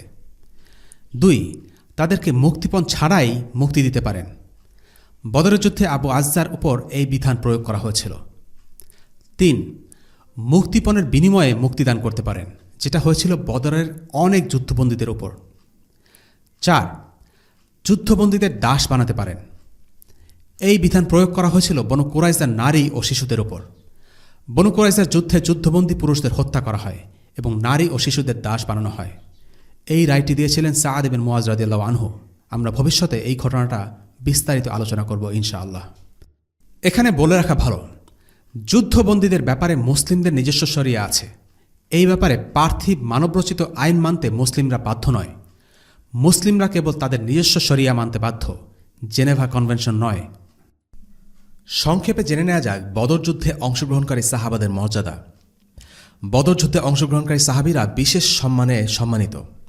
জিবরিল রাসূলুল্লাহ সাল্লাল্লাহু আলাইহি ওয়াসাল্লামকে একদিন জিজ্ঞেস করলেন, বদরে অংশ নেওয়া সাহাবীদের আপনি কি হিসেবে বিবেচনা করেন? রাসূলুল্লাহ উত্তর দিলেন, মুসলিমদের মধ্যে তারা হচ্ছে শ্রেষ্ঠ। জিবরিল বললেন, বদর যুদ্ধে অংশ নেয়া ফেরেশতারাও অনুরূপ। বদর শুধু মুসলিমদের জন্য নয়, বরং সে যুদ্ধে অংশগ্রহণকারী ফেরেশতাদের জন্যও একটি বিশেষ ঘটনা। এই প্রসঙ্গে হাতিব ইবনে আবি বালতার একটি বিখ্যাত ঘটনা আছে। তিনি ছিলেন বদরি সাহাবী, কিন্তু একবার রাসূলুল্লাহ সাল্লাল্লাহু আলাইহি ওয়াসাল্লামের সাথে বিশ্বাসঘাতকতা করে মক্কার লোকদের কাছে রাসূলুল্লাহর মক্কা অভিযানের পরিকল্পনা ফাঁস করে দিয়ে একটি চিঠি পাঠান। কাজটি তিনি করেছিলেন নিজের পরিবারের রক্ষা করার জন্য। এই খবর জানাজানি হলে ওমর ইবনুল খাত্তাব রাদিয়াল্লাহু আনহু রাসূলুল্লাহ সাল্লাল্লাহু আলাইহি ওয়াসাল্লামের কাছে গিয়ে বললেন, হে আল্লাহর রাসূল, আমাকে অনুমতি দিন, আমি তাকে মেরে ফেলি, সে একটা মুনাফিক। রাসূলুল্লাহ সাল্লাল্লাহু আলাইহি ওয়াসাল্লাম বললেন, ওমর, সম্ভবত আল্লাহ বদরের লোকজনদের দিকে তাকিয়ে বলেছেন, তোমরা যা খুশি করো, আমি তোমাদের ক্ষমা করে দিয়েছি। এই কথা শুনে ওমরের চোখ অশ্রুসজল হয়ে ওঠে। শুধুমাত্র বদর যুদ্ধে অংশ নেবার কারণে একটি বড় অপরাধ করেও হাতিব ইবনে আবি বালতা রাদিয়াল্লাহু আনহু মাফ পেয়ে যান। এই ঘটনাটি আমরা পরবর্তীতে বিস্তারিত আলোচনা করব ইনশাআল্লাহ। বদর যুদ্ধে প্রত্যক্ষ প্রভাব ছাড়াও কিছু পরোক্ষ প্রভাব আমরা দেখতে পাই। বদর যুদ্ধ আরব রাজনীতিতে একটি বড় পরিবর্তন নিয়ে আসে। মুসলিমদের আরব রাষ্ট্রসমূহের চোখে দেখতে শুরু করে। এতদিন পর্যন্ত কুরাইশদের চ্যালেঞ্জ করার মতো কোনো আদর্শিক বা রাজনৈতিক শক্তি আরবে ছিল না। কুরাইশদের সাথে অন্যান্য গোত্র যেমন হাওয়াজিনদের সাথে রক্তক্ষয়ী যুদ্ধ হয়েছে ঠিকই, কিন্তু হাওয়াজিন নতুন কোনো ধর্মবিশ্বাসে বিশ্বাসী ছিল না, তারাও ছিল মুশরিক। অন্যদিকে মুসলিমরা কুরাইশদের শুধু রাজনৈতিকভাবেই চ্যালেঞ্জ করেনি, বরং তারা মুশরিকদের বিশ্বাস, রীতিনীতি সব কিছুকে চ্যালেঞ্জ করে সম্পূর্ণ নতুন একটি জীবন ব্যবস্থার আলোকে তাদের জীবন ও সমাজ পরিচালনা করছে। বদরের পূর্বে মুসলিমদের তেমন কেউ আমলে নিত না, কিন্তু বদরের যুদ্ধ পুরো সমীকরণ পাল্টে দেয়। এখন বিষয়টা আগের মতো নেই। মুসলিমদের উপর আক্রমণ চালাতে হলে কুরাইশরা অন্তত 10 বার চিন্তা করবে। বদরের আগে মদিনায় কাফিররা ছিল। এদের অনেকেই ইসলামের প্রতি এদের অসন্তোষ ও শত্রুতা সরাসরি প্রকাশ করে বেড়াত। মুসলিমদের হাতে ক্ষমতা ছিল সত্যি, কিন্তু প্রত্যেক শত্রুকে দমন করার মতো সামর্থ্য বা পরিস্থিতি তখন মুসলিমদের ছিল না। কিন্তু বদরের যুদ্ধের পর মদিনায় যারা ইসলামের শত্রু ছিল তারা নিজে থেকে চুপসে যায়। তারা উপলব্ধি করে মুসলিমদের সাথে সরাসরি শত্রুতা করে তারা বেশি দিন টিকে থাকতে পারবে না। আর বদরের যুদ্ধের পর নতুন এক শ্রেণীর মানুষের উদ্ভব হয়। এরা হচ্ছে আল মুনাফিকুন। আল্লাহ তাআলা এদের ব্যাপারে কোরআনে বলেন, مذبذبين بين لا إلى هؤلاء ولا إلى هؤلاء ومن يضلل الله فلن تجد له। এর মধ্যে দোদুল্যমান, না এদের দিকে আর না ওদের দিকে। আর আল্লাহ যাকে পথভ্রষ্ট করেন তুমি কখনো তার জন্য কোনো পথ পাবে না। সূরা নিসা আয়াত 143। অর্থাৎ কিছুদিন আগেও যারা ইসলামের আগমনে খুশি হতে পারেনি তারা নিজেদের গা বাঁচাতে এবং সমাজে নিজেদের অবস্থান ধরে রাখতে ইসলাম গ্রহণ করে। আমরা আগেই বলেছি, মদিনায় ছিল মুসলিম, মুশরিক এবং ইহুদি, এই 3 ধর্মের লোক। বদরের যুদ্ধের পর হাতে গোনা কয়েকজন লোক বাদে প্রায় সকল মুশরিক ইসলাম গ্রহণ করে এবং মুসলিম হয়ে যায়। আর এদের মধ্যে অনেকেই ইসলাম গ্রহণ করেছিল শুধুমাত্র দুনিয়ার কারণে, অর্থাৎ তাদের অন্তরে আগে থেকেই কুফরি পোষণ করত। বাহ্যিকভাবে তারা ছিল মুসলিম, কিন্তু কার্যত তারা ছিল কাফের। এরাই হলো মুনাফিক শ্রেণী, যারা মুসলিমদের মধ্যেই গণ্য হতো, কিন্তু তারা আসলে মুসলিম ছিল না। পবিত্র কোরআনে অসংখ্য আয়াতে আল্লাহ তাআলা মুনাফিক শ্রেণীর কথা উল্লেখ করেছেন। তাদের অন্তরের অভিপ্রায়, বিদ্বেষ, চেপে রাখা শত্রুতা আর ষড়যন্ত্র নিয়ে কথা বলেছেন। মদিনার এই মুনাফিকরা মুসলিমদের বিজয় দেখে খুশি হতে পারেনি, কিন্তু প্রকাশ্যে সে কথা ঘোষণা দেবার মতো সাহস কিংবা শক্তি তাদের ছিল না। তারা প্রকাশ্যে ইসলামকে স্বীকৃতি দিল ঠিকই, কিন্তু বাইরে থেকে তাদের মনের অবস্থা বোঝার উপায় ছিল না, কারণ তারা মুসলিমদের মতো সালাত আদায় করত, রোজা রাখত, এমনকি যাকাতও দিত, কিন্তু মন থেকে তারা ইসলামকে অপছন্দ করত, মুসলিমদের ঘৃণা করত এবং চাইত যেন ইসলাম দুনিয়া থেকে বিলুপ্ত হয়ে যায়। তখন আধিপত্য ছিল ইসলামের আর মুসলিমরা ছিল শক্তিশালী, তাই তারা মনের কথা ব্যক্ত করার সাহস করত না।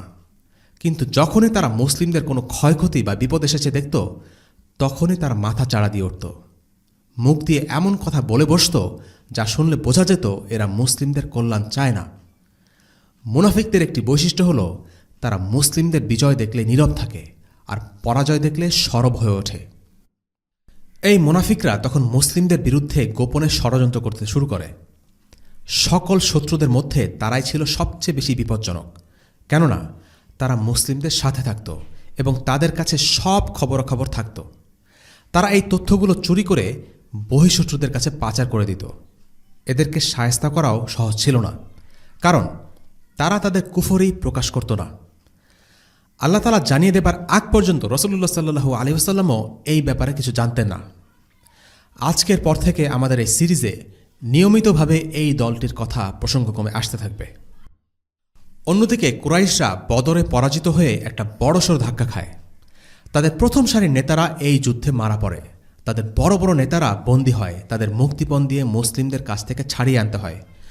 প্রত্যেক পরিবারে শোকের ছায়া নেমে আসে, কারণ হয়তো কারো বাবা মারা গেছে, হয়তো কারো ভাই বন্দী হয়েছে।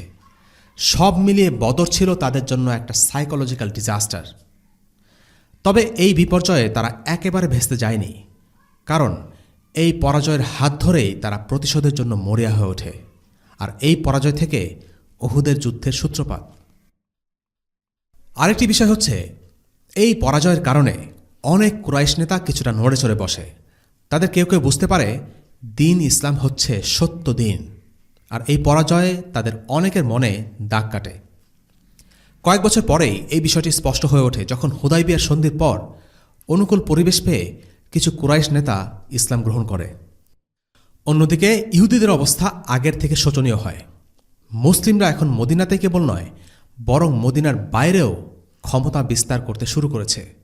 এই বিষয়টা ছিল ইহুদিদের জন্য ভীতিকর, কারণ তারা মদিনায় তাদের ক্ষমতা আস্তে আস্তে খর্ব হয়ে আসছিল। কিন্তু এরপরও ইহুদিরা হাল ছাড়েনি। যখন তারা দেখল তারা নিজেরা মুসলিমদের সাথে পেরে উঠবে না, তখন তারা বেশ কিছু পদক্ষেপ গ্রহণ করল। যেমন মুসলিমদের দুর্বল করে দেবার জন্য তাদের মধ্যে জাতীয়তাবাদী বিভেদ উস্কে দিতে চাইল। তারা বহিঃশত্রুদের সাথে যোগাযোগ করা শুরু করল, রাসূলুল্লাহ সাল্লাল্লাহু আলাইহি ওয়াসাল্লামকে গুপ্ত হত্যা করার চেষ্টা করল। পরবর্তী পর্বে ইনশাআল্লাহ এই বিষয় নিয়ে আলোচনা হবে। বদরের ইমিডিয়েট রিয়াকশন হিসেবে কুরাইশরা রাসূলুল্লাহ সাল্লাল্লাহু আলাইহি ওয়াসাল্লামকে হত্যা করার চেষ্টা চালায়। উমাইর ইবনে ওয়াহাব ছিল কুরাইশদের মধ্যে অন্যতম নিকৃষ্ট লোক। একদিন সে সাফওয়ান ইবনে উমাইয়ার সাথে কাবার পাশে বসেছিল এবং বলছিল, যদি আমার এত ঋণ না থাকতো, যদি বাচ্চা কাচ্চাদের দেখাশোনা করা না হতো, তাহলে আমি নিজেই মুহাম্মাদকে গুপ্ত হত্যা করতাম। সাফওয়ান এই কথার সুযোগ নিয়ে বলল, তুমি চিন্তা করো না, আমি আছি। যদি তোমার কিছু হয়, আমি তোমার ঋণ পরিশোধ করে দেব, আর তোমার বাচ্চাদেরও দেখাশোনা করব। উমাইর ইবনে ওয়াহাব সাফওয়ানের সাথে পরামর্শ করে ঠিক করল যে সে রাসূলুল্লাহ সাল্লাল্লাহু আলাইহি ওয়াসাল্লামকে হত্যা করতে মদিনা যাবে। উমাইর তার তরবারি বিষের মধ্যে ভালো করে চুবিয়ে বিষ মাখিয়ে নিল, তারপর সেটি নিয়ে মদিনায় গেল। মদিনার রাস্তায় সে হাঁটছে, পথের মধ্যে পড়ল একটি ছোটখাটো সমাবেশ। সেখানে ওমর ইবনুল খাত্তাব রাদিয়াল্লাহু আনহু কিছু লোকের সাথে বদর যুদ্ধ নিয়ে গল্প করছিলেন। মুসলিমদের মাঝে তখনও বদরের রেশ কাটেনি, সবার মুখে বদর নিয়ে কথা। যারা বদরে অংশ নেয়নি তারা আগ্রহ ভরে উমারের মুখে বদরের কথা শুনছে। উমাইর বিন ওয়াহাবকে দেখে ওমর বলে উঠলেন, আল্লাহর দুশমন উমাইর বিন ওয়াহাব, এই কুকুরটা ভালো কোনো উদ্দেশ্যে এখানে আসেনি। ওমরের ফিরাসা ছিল, তিনি মানুষের চেহারা দেখেই তার ব্যাপারে অনেক কিছু ঠিক ঠিক ধারণা করতে পারতেন। উমাইরকে দেখা মাত্র তিনি সেখান থেকে উঠে গিয়ে তাকে খপ করে ধরে ফেললেন, আর তার তরবারি বের করে তার গলায় ছেঁকালেন। তারপর তাকে রাসূলুল্লাহ সাল্লাল্লাহু আলাইহি ওয়াসাল্লামের কাছে নিয়ে গেলেন আর বললেন, ইয়া আল্লাহ রসুল, আল্লাহর এই শত্রু কোনো ভালো উদ্দেশ্যে এখানে আসেনি। রাসূলুল্লাহ সাল্লাল্লাহু আলাইহি ওয়াসাল্লাম বললেন, ওমর, তাকে ছেড়ে দাও, আমি দেখছি বিষয়টা। ওমর রাদিয়াল্লাহু আনহু তাকে ছেড়ে দিলেন, কিন্তু অন্যান্য সাহাবাদের বলে দিলেন তারা যেন উমাইর ইবনে ওয়াহাবকে চোখে চোখে রাখে এবং রাসূলুল্লাহকে পাহারা দিয়ে রাখে। উমাইর ইবনে ওয়াহাব রাসূলুল্লাহকে সম্ভাষণ জানালো, শুভ সকাল। রাসূলুল্লাহ সাল্লাল্লাহু আলাইহি ওয়াসাল্লাম বললেন, আল্লাহ আমাদের এই কথার পরিবর্তে একটি উত্তম সম্ভাষণ শিখিয়েছেন, আসসালামু আলাইকুম ওয়া রাহমাতুল্লাহ। উমাইর ইবনে ওয়াহাব বলল, খুব বেশি দিন হয়নি আপনি এই সম্ভাষণ ব্যবহার করছেন। রাসূলুল্লাহ সাল্লাল্লাহু আলাইহি ওয়াসাল্লাম এই নিয়ে কথা বাড়ালেন না, তিনি আসল কথায় চলে গেলেন। তুমি কেন এসেছো বলো তো? সে বলল, আমি এসেছি আমার ছেলেকে ছাড়িয়ে নিতে। তার ছেলের নাম ওয়াহাব। সে বদরে যুদ্ধবন্দী হয়েছিল সত্যি, কিন্তু এটা ছিল তার মদিনায় ঢোকার অজুহাত মাত্র। রাসূলুল্লাহ সাল্লাল্লাহু আলাইহি ওয়াসাল্লাম বললেন, সত্যি করে বলো তুমি কেন এসেছ? উমাইর জোর দিয়ে বলল সে তার ছেলেকে মুক্ত করতেই এসেছে। রাসূলুল্লাহ সাল্লাল্লাহু আলাইহি ওয়াসাল্লাম বললেন, আচ্ছা, তাহলে তুমি তরবারি কেন বহন করছো? উমাইর জবাব দিল, ধ্বংস হোক এই তরবারি, এই তরবারি আমাদের জন্য ভালো কিছু বয়ে আনেনি। রাসূলুল্লাহ সাল্লাল্লাহু আলাইহি ওয়াসাল্লাম তাকে বললেন, না, তুমি মিথ্যা বলছো, তুমি এসেছো আমাকে হত্যা করতে। তুমি কাবার পাশে বসে সাফওয়ানের সাথে পরামর্শ করেছ। তুমি তাকে বলেছ যে যদি তুমি দেনায় জর্জরিত না হতে, তোমার বাচ্চা কাচ্চাকে দেখাশোনা করতে না হতো, তাহলে তুমি আমাকে হত্যা করতে। এরপর সাফওয়ান তোমাকে বলেছে যদি তোমার কিছু হয় তখন আমি তোমার দেনা পরিশোধ করে দেব, আর আমি তোমার বাচ্চাদেরকে দেখাশোনা করব। এরপর তুমি সাফওয়ানের সাথে এই মর্মে রাজি হয়েছ যে তুমি এই ব্যাপারটি গোপন রাখবে এবং তুমি কাউকে এই কথা জানাবে না। ওমায়ের অবাক হয়ে গেল। সে বলল, আমি সাক্ষ্য দিচ্ছি আপনি আল্লাহ রসুল, আর কেউ আমার ও সাফওয়ানের এই কথোপকথন আড়ি পেতে শুনেনি। নিশ্চয়ই আল্লাহ আপনাকে এই কথোপকথনের কথা জানিয়ে দিয়েছেন। রসুল্লাহ বললেন, তোমাদের এই ভাইকে তোমরা সাহায্য করো, তাকে কোরআন শিক্ষা দাও এবং তার ছেলেকে মুক্ত করে দাও। এভাবে উমাইর বিন ওয়াহাব মুসলিম হয়ে মক্কায় ফিরে গেলেন। ওদিকে সাফওয়ান মক্কার লোকদের আশ্বস্ত করেছিলেন, শীঘ্রই তোমরা এমন খবর শুনবে যা তোমাদেরকে বদরের দুঃখ ভুলিয়ে দিবে। কিন্তু সাফওয়ানের আশায় গুড়েবালি ঢেলে দিয়ে উমাইর বিন ওয়াহাব মক্কায় ফিরে এসে ইসলামের ঘোষণা দিলেন। সাফওয়ান প্রচণ্ড রেগে গেল। সে পণ করল আর কখনও উমাইরের সাথে কথা বলবে না। উমাইরের দীর্ঘদিনের বন্ধু সাফওয়ান শুধুমাত্র দ্বীন ইসলামের কারণে উমাইরের শত্রু হয়ে গেল। এই ঘটনা থেকে কয়েকটি বিষয় লক্ষণীয়। 1 নম্বর, যুদ্ধ মানেই কেবল ময়দানের যুদ্ধ নয়, গুপ্ত হত্যা করাও এক ধরনের যুদ্ধ। কাফিররা ইসলামের দাওয়ার বিরোধিতা করে কিংবা ময়দানে মুসলিম মুজাহিদ সেনাদের হত্যা করেই ক্ষান্ত হয় না, বরং তারা গুপ্ত হত্যার মাধ্যমে গুরুত্বপূর্ণ ইসলামী ব্যক্তিত্বদের হত্যা করে দুনিয়া থেকে সরিয়ে দিয়ে ইসলামের অগ্রযাত্রা রুখে দিতে চায়। ইসলামের ইতিহাসে এরকম ঘটনা অসংখ্য। এই ঘটনায় সাফওয়ান ইবনে উমাইয়া তাই করেছে। সে উমাইর ইবনে ওয়াহাবের আর্থিক দুর্বলতার সুযোগ নিয়ে তাকে দিয়ে গুপ্ত হত্যার কাজটি সেরে নিতে চেয়েছে। এমনটা প্রায় হয়ে থাকে। যাতে টাকা পয়সা আছে তারা গরিব বা দুর্বল কাউকে দিয়ে নোংরা কাজটি করিয়ে নিতে চায়। উমাইর ইবনে ওয়াহাবের আর্থিক টানাপোড়েন ছিল, তাই সে নবীজি সাল্লাল্লাহু আলাইহি ওয়াসাল্লামকে হত্যা করতে চেয়েছে। যদিও সে উদ্দেশ্য আলহামদুলিল্লাহ সফল হয়নি। উল্টো সে মুসলিম হয়ে তার বন্ধু সাফওয়ানের চক্ষুশূলে পরিণত হয়েছে। 2 নম্বর, বদরে মুসলিমরা বিজয়ী হলেও মদিনায় নিরাপত্তা ব্যবস্থা জোরদার করার প্রয়োজন পড়ে।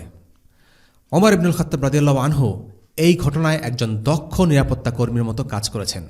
তিনি সন্দেহ হওয়া মাত্রই উমাইরকে গ্রেফতার করেছেন। কাজেই বিজয় আসলেই হাল ছেড়ে দেয়া যাবে না। যুদ্ধ কখনো থেমে থাকে না, তাই কাফিরদের আক্রমণ থেকে সার্বক্ষণিক নিরাপত্তা থাকা প্রয়োজন। 3 নম্বর, মুসলিমদের নিজেদের দ্বীনের শিক্ষা ও রীতিনীতি নিয়ে গর্ব করা উচিত, বিশেষ করে শত্রুদের সামনে। বর্তমান সময়ে যখন কাফিররা মুসলিমদের চাইতে বেশি শক্তিশালী, স্বাভাবিকভাবেই মুসলিমরা কাফিরদের অনুকরণে ব্যস্ত হয়ে পড়েছে। কাফিরদের সভ্যতা, তাদের আচার সংস্কৃতি মুসলিমরা গ্রহণ করে নিচ্ছে। উমাইর যখন আল্লাহ রসুল সাল্লাল্লাহু আলাইহি ওয়াসাল্লামকে কুরাইশি কায়দায় সম্ভাষণ জানালো, তখন নবীজি সাল্লাল্লাহু আলাইহি ওয়াসাল্লাম তাকে জবাব দিয়েছেন ইসলামের সম্ভাষণ সালাম দিয়ে। শুধু তাই নয়, তিনি এও বলেছেন এই সম্ভাষণ হচ্ছে জান্নাতীদের সম্ভাষণ।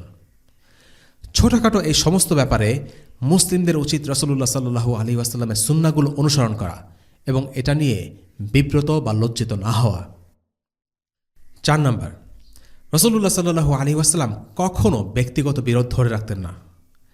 যে উমাইর তাকে হত্যা করতে এসেছিল, সেই উমাইর যখন মুসলিম হয়ে গেল, তখন সাথে সাথে তিনি তাকে ক্ষমা করে দিলেন এবং তার ছেলেকে মুক্তিপণ ছাড়াই ছেড়ে দিলেন।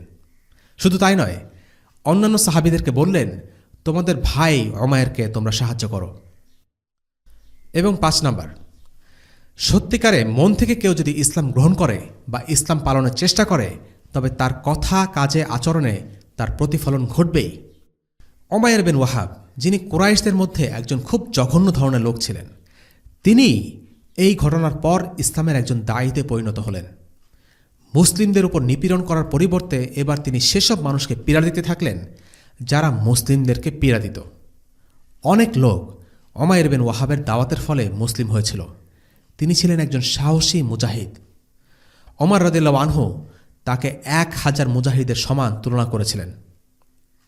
কাজেই ইসলাম কেবল মুখে দাবি করার বিষয় নয়, মুখে সাক্ষ্য দেওয়ার মাধ্যমে ইসলামের সূচনা এবং কাজে তার প্রমাণ।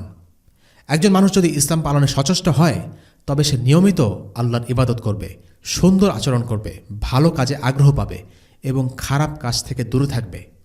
যদি তা না হয় তবে বুঝতে হবে ইসলাম কেবল তার মুখের দাবিতে সীমাবদ্ধ, অন্তরে ইসলামের কোনো প্রভাব নেই। আল্লাহ তাআলা শুধু মুখের সাক্ষ্য নয়, বরং কাজেও সেটার প্রমাণ চান। তাই ঈমান ও আমল এই দুটো নিয়েই মুসলিম। আমরা যদি নিজেদেরকে মুসলিম দাবি করি তবে দুটিই প্রয়োজন। বদর যুদ্ধ থেকে প্রাপ্ত কিছু শিক্ষা নিয়ে আলোচনা করে, আর আজকের এই পর্বের মাধ্যমে আমাদের বদর সংক্রান্ত আলোচনা শেষ হবে। মোট 5টি পর্বে আমরা বদর নিয়ে আলোচনা করেছি। এই পর্যন্ত আমরা আলোচনা করেছি বদর যুদ্ধের প্রেক্ষাপট, দুই পক্ষের প্রস্তুতি এবং পরিসংখ্যান, ময়দানের কাহিনী এবং যুদ্ধ পরবর্তী কিছু ঘটনা ও প্রাসঙ্গিক বিধান নিয়ে। কিন্তু আমাদের এই জানা নিছক গল্পই থেকে যাবে, কোনোই কাজে আসবে না যদি না আমরা এর থেকে শিক্ষা লাভ করে নিজেদের জীবনে কাজে লাগাতে পারি। তাই বদর সংক্রান্ত আলোচনা শেষ করার আগে কিছু শিক্ষা নিয়ে আলোচনা না করলেই নয়। বদর যুদ্ধের প্রথম এবং সবচেয়ে গুরুত্বপূর্ণ শিক্ষা হচ্ছে বিজয় আল্লাহর পক্ষ থেকে আসে।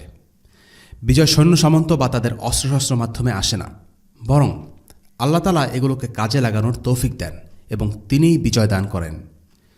দুনিয়াবি পরিসংখ্যান আর তত্ত্ব উপাত্তই যদি একমাত্র সত্য আর বাস্তবতা হতো তবে বদরের যুদ্ধে মুসলিমদের জয়ী হবার কোনো কারণ ছিল না, কুরাইশদের হেরে যাবার কোনো কারণ ছিল না।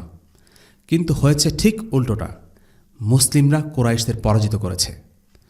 আল্লাহ তাআলা দুনিয়ার জিনিসগুলোকে তার ইচ্ছে অনুযায়ী কার পক্ষে কাজে লাগান, কারো বিপক্ষে কাজে লাগান। মানুষের হাতে ক্ষমতা খুবই সীমিত। মানুষ অস্ত্রশস্ত্র নির্মাণ করে মনে করে এই অস্ত্র তাকে বিজয় এনে দেবে, কিন্তু এই অস্ত্র দিয়ে উপকৃত হবার যে ক্ষমতা সেটা মানুষের হাতে নয়, সেটা আল্লাহর হাতে। তাই আমরা মানুষেরা যখন দুনিয়াকে দেখি, বিচার বিশ্লেষণ করি, সেটা আমরা একটা সীমিত দৃষ্টিভঙ্গি থেকে করি। আমরা যা দেখি তা সত্য, তবে সেটাই একমাত্র সত্য নয়। আমরা যা বিশ্লেষণ করি তা হয়তো মিথ্যা নয়, কিন্তু আমরা বিশ্লেষণ করি আমাদের সীমিত জ্ঞান দিয়ে। তাই আমাদের বিশ্লেষণই শেষ কথা নয়। সকল ক্ষমতার মালিক হলেন আল্লাহ, ভালো এবং খারাপ তারই হাতে। আমাদের হাতে কিছু সামান্য উপকরণ আছে মাত্র, কিন্তু এই উপকরণগুলো আমাদের জয়ী বা পরাজয়ী করে না। এই উপকরণগুলো স্রেফ উপকরণ। আল্লাহ তাআলাই নির্ধারণ করেন এই উপকরণগুলো দিয়ে আমরা উপকৃত হব নাকি ক্ষতির শিকার হব, নাকি সেগুলো আদৌ কোনো কাজে আসবে কিনা। তাই বদরের প্রথম শিক্ষা হচ্ছে বিজয় আল্লাহর পক্ষ থেকে আসে। বিজয়ের পর সাধারণত সৈন্যরা তাদের প্রশিক্ষণ, দক্ষতা, সাহসিকতা নিয়ে গর্ব করে, কৃতিত্ব জাহির করার চেষ্টা করে। কিন্তু আল্লাহ আজ্জা ওয়া জাল কখনোই বদরে মুসলিমদের বিজয়ের জন্য তাদের প্রশংসা করেননি। আল্লাহ তাআলা কোরআনে বলেন, وما جعله الله إلا بشرى لكم ولتطمئن قلوبكم به وما النصر إلا من عند الله العزيز الحكيم। আর আল্লাহ এই সাহায্য এজন্যই করেছেন যেন তোমাদের জন্য সুসংবাদ হয় এবং তোমাদের অন্তরে শান্তি আসে। আর সাহায্য শুধু আল্লাহর পক্ষ হতেই হয়ে থাকে, যিনি পরাক্রান্ত, বিজ্ঞানময়। সূরা আলে ইমরান আয়াত 126। অন্য এক আয়াত, إن الله قتلهم وما رميت إذ رميت ولكن الله رمى وليبلي المؤمنين منه بلاء الله سميع عليم। তোমরা তাদেরকে হত্যা করনি, বরং আল্লাহই তাদের হত্যা করেছেন। তুমি যখন নিক্ষেপ করেছিলে তা তো তুমি নিক্ষেপ করনি, বরং আল্লাহই নিক্ষেপ করেছিলেন, যাতে তিনি মুমিনদেরকে এক সুন্দরতম পরীক্ষায় সফলতার সঙ্গে উত্তীর্ণ করতে পারেন। আল্লাহ হলেন সর্বশ্রোতা, সর্বজ্ঞ। সূরা আনফাল আয়াত 17। সুতরাং কৃতিত্ব কেবল আল্লাহরই প্রাপ্য। আল্লাহ তাআলা মুসলিমদের জন্য কঠিন কাজকে সহজ করে দেন। নিজেদের যোগ্যতায় মুসলিমরা বদরে বিজয়ী হয়নি, বরং আল্লাহ তাআলা তাদেরকে বিজয়ী করেছেন। জীবনের যে কোনো অর্জন, হোক তা ব্যবসা বাণিজ্য, শিক্ষা দীক্ষা কিংবা দায়ী হিসেবে সফলতা, শুধুমাত্র আল্লাহ তৌফিক দেন বলেই সম্ভব হয়। আল্লাহ তাআলা আরও বলেন, واذكروا إذ أنتم قليل مستضعفون في الأرض تخافون أن يتخطفكم الناس فآواكم وأيدكم بنصره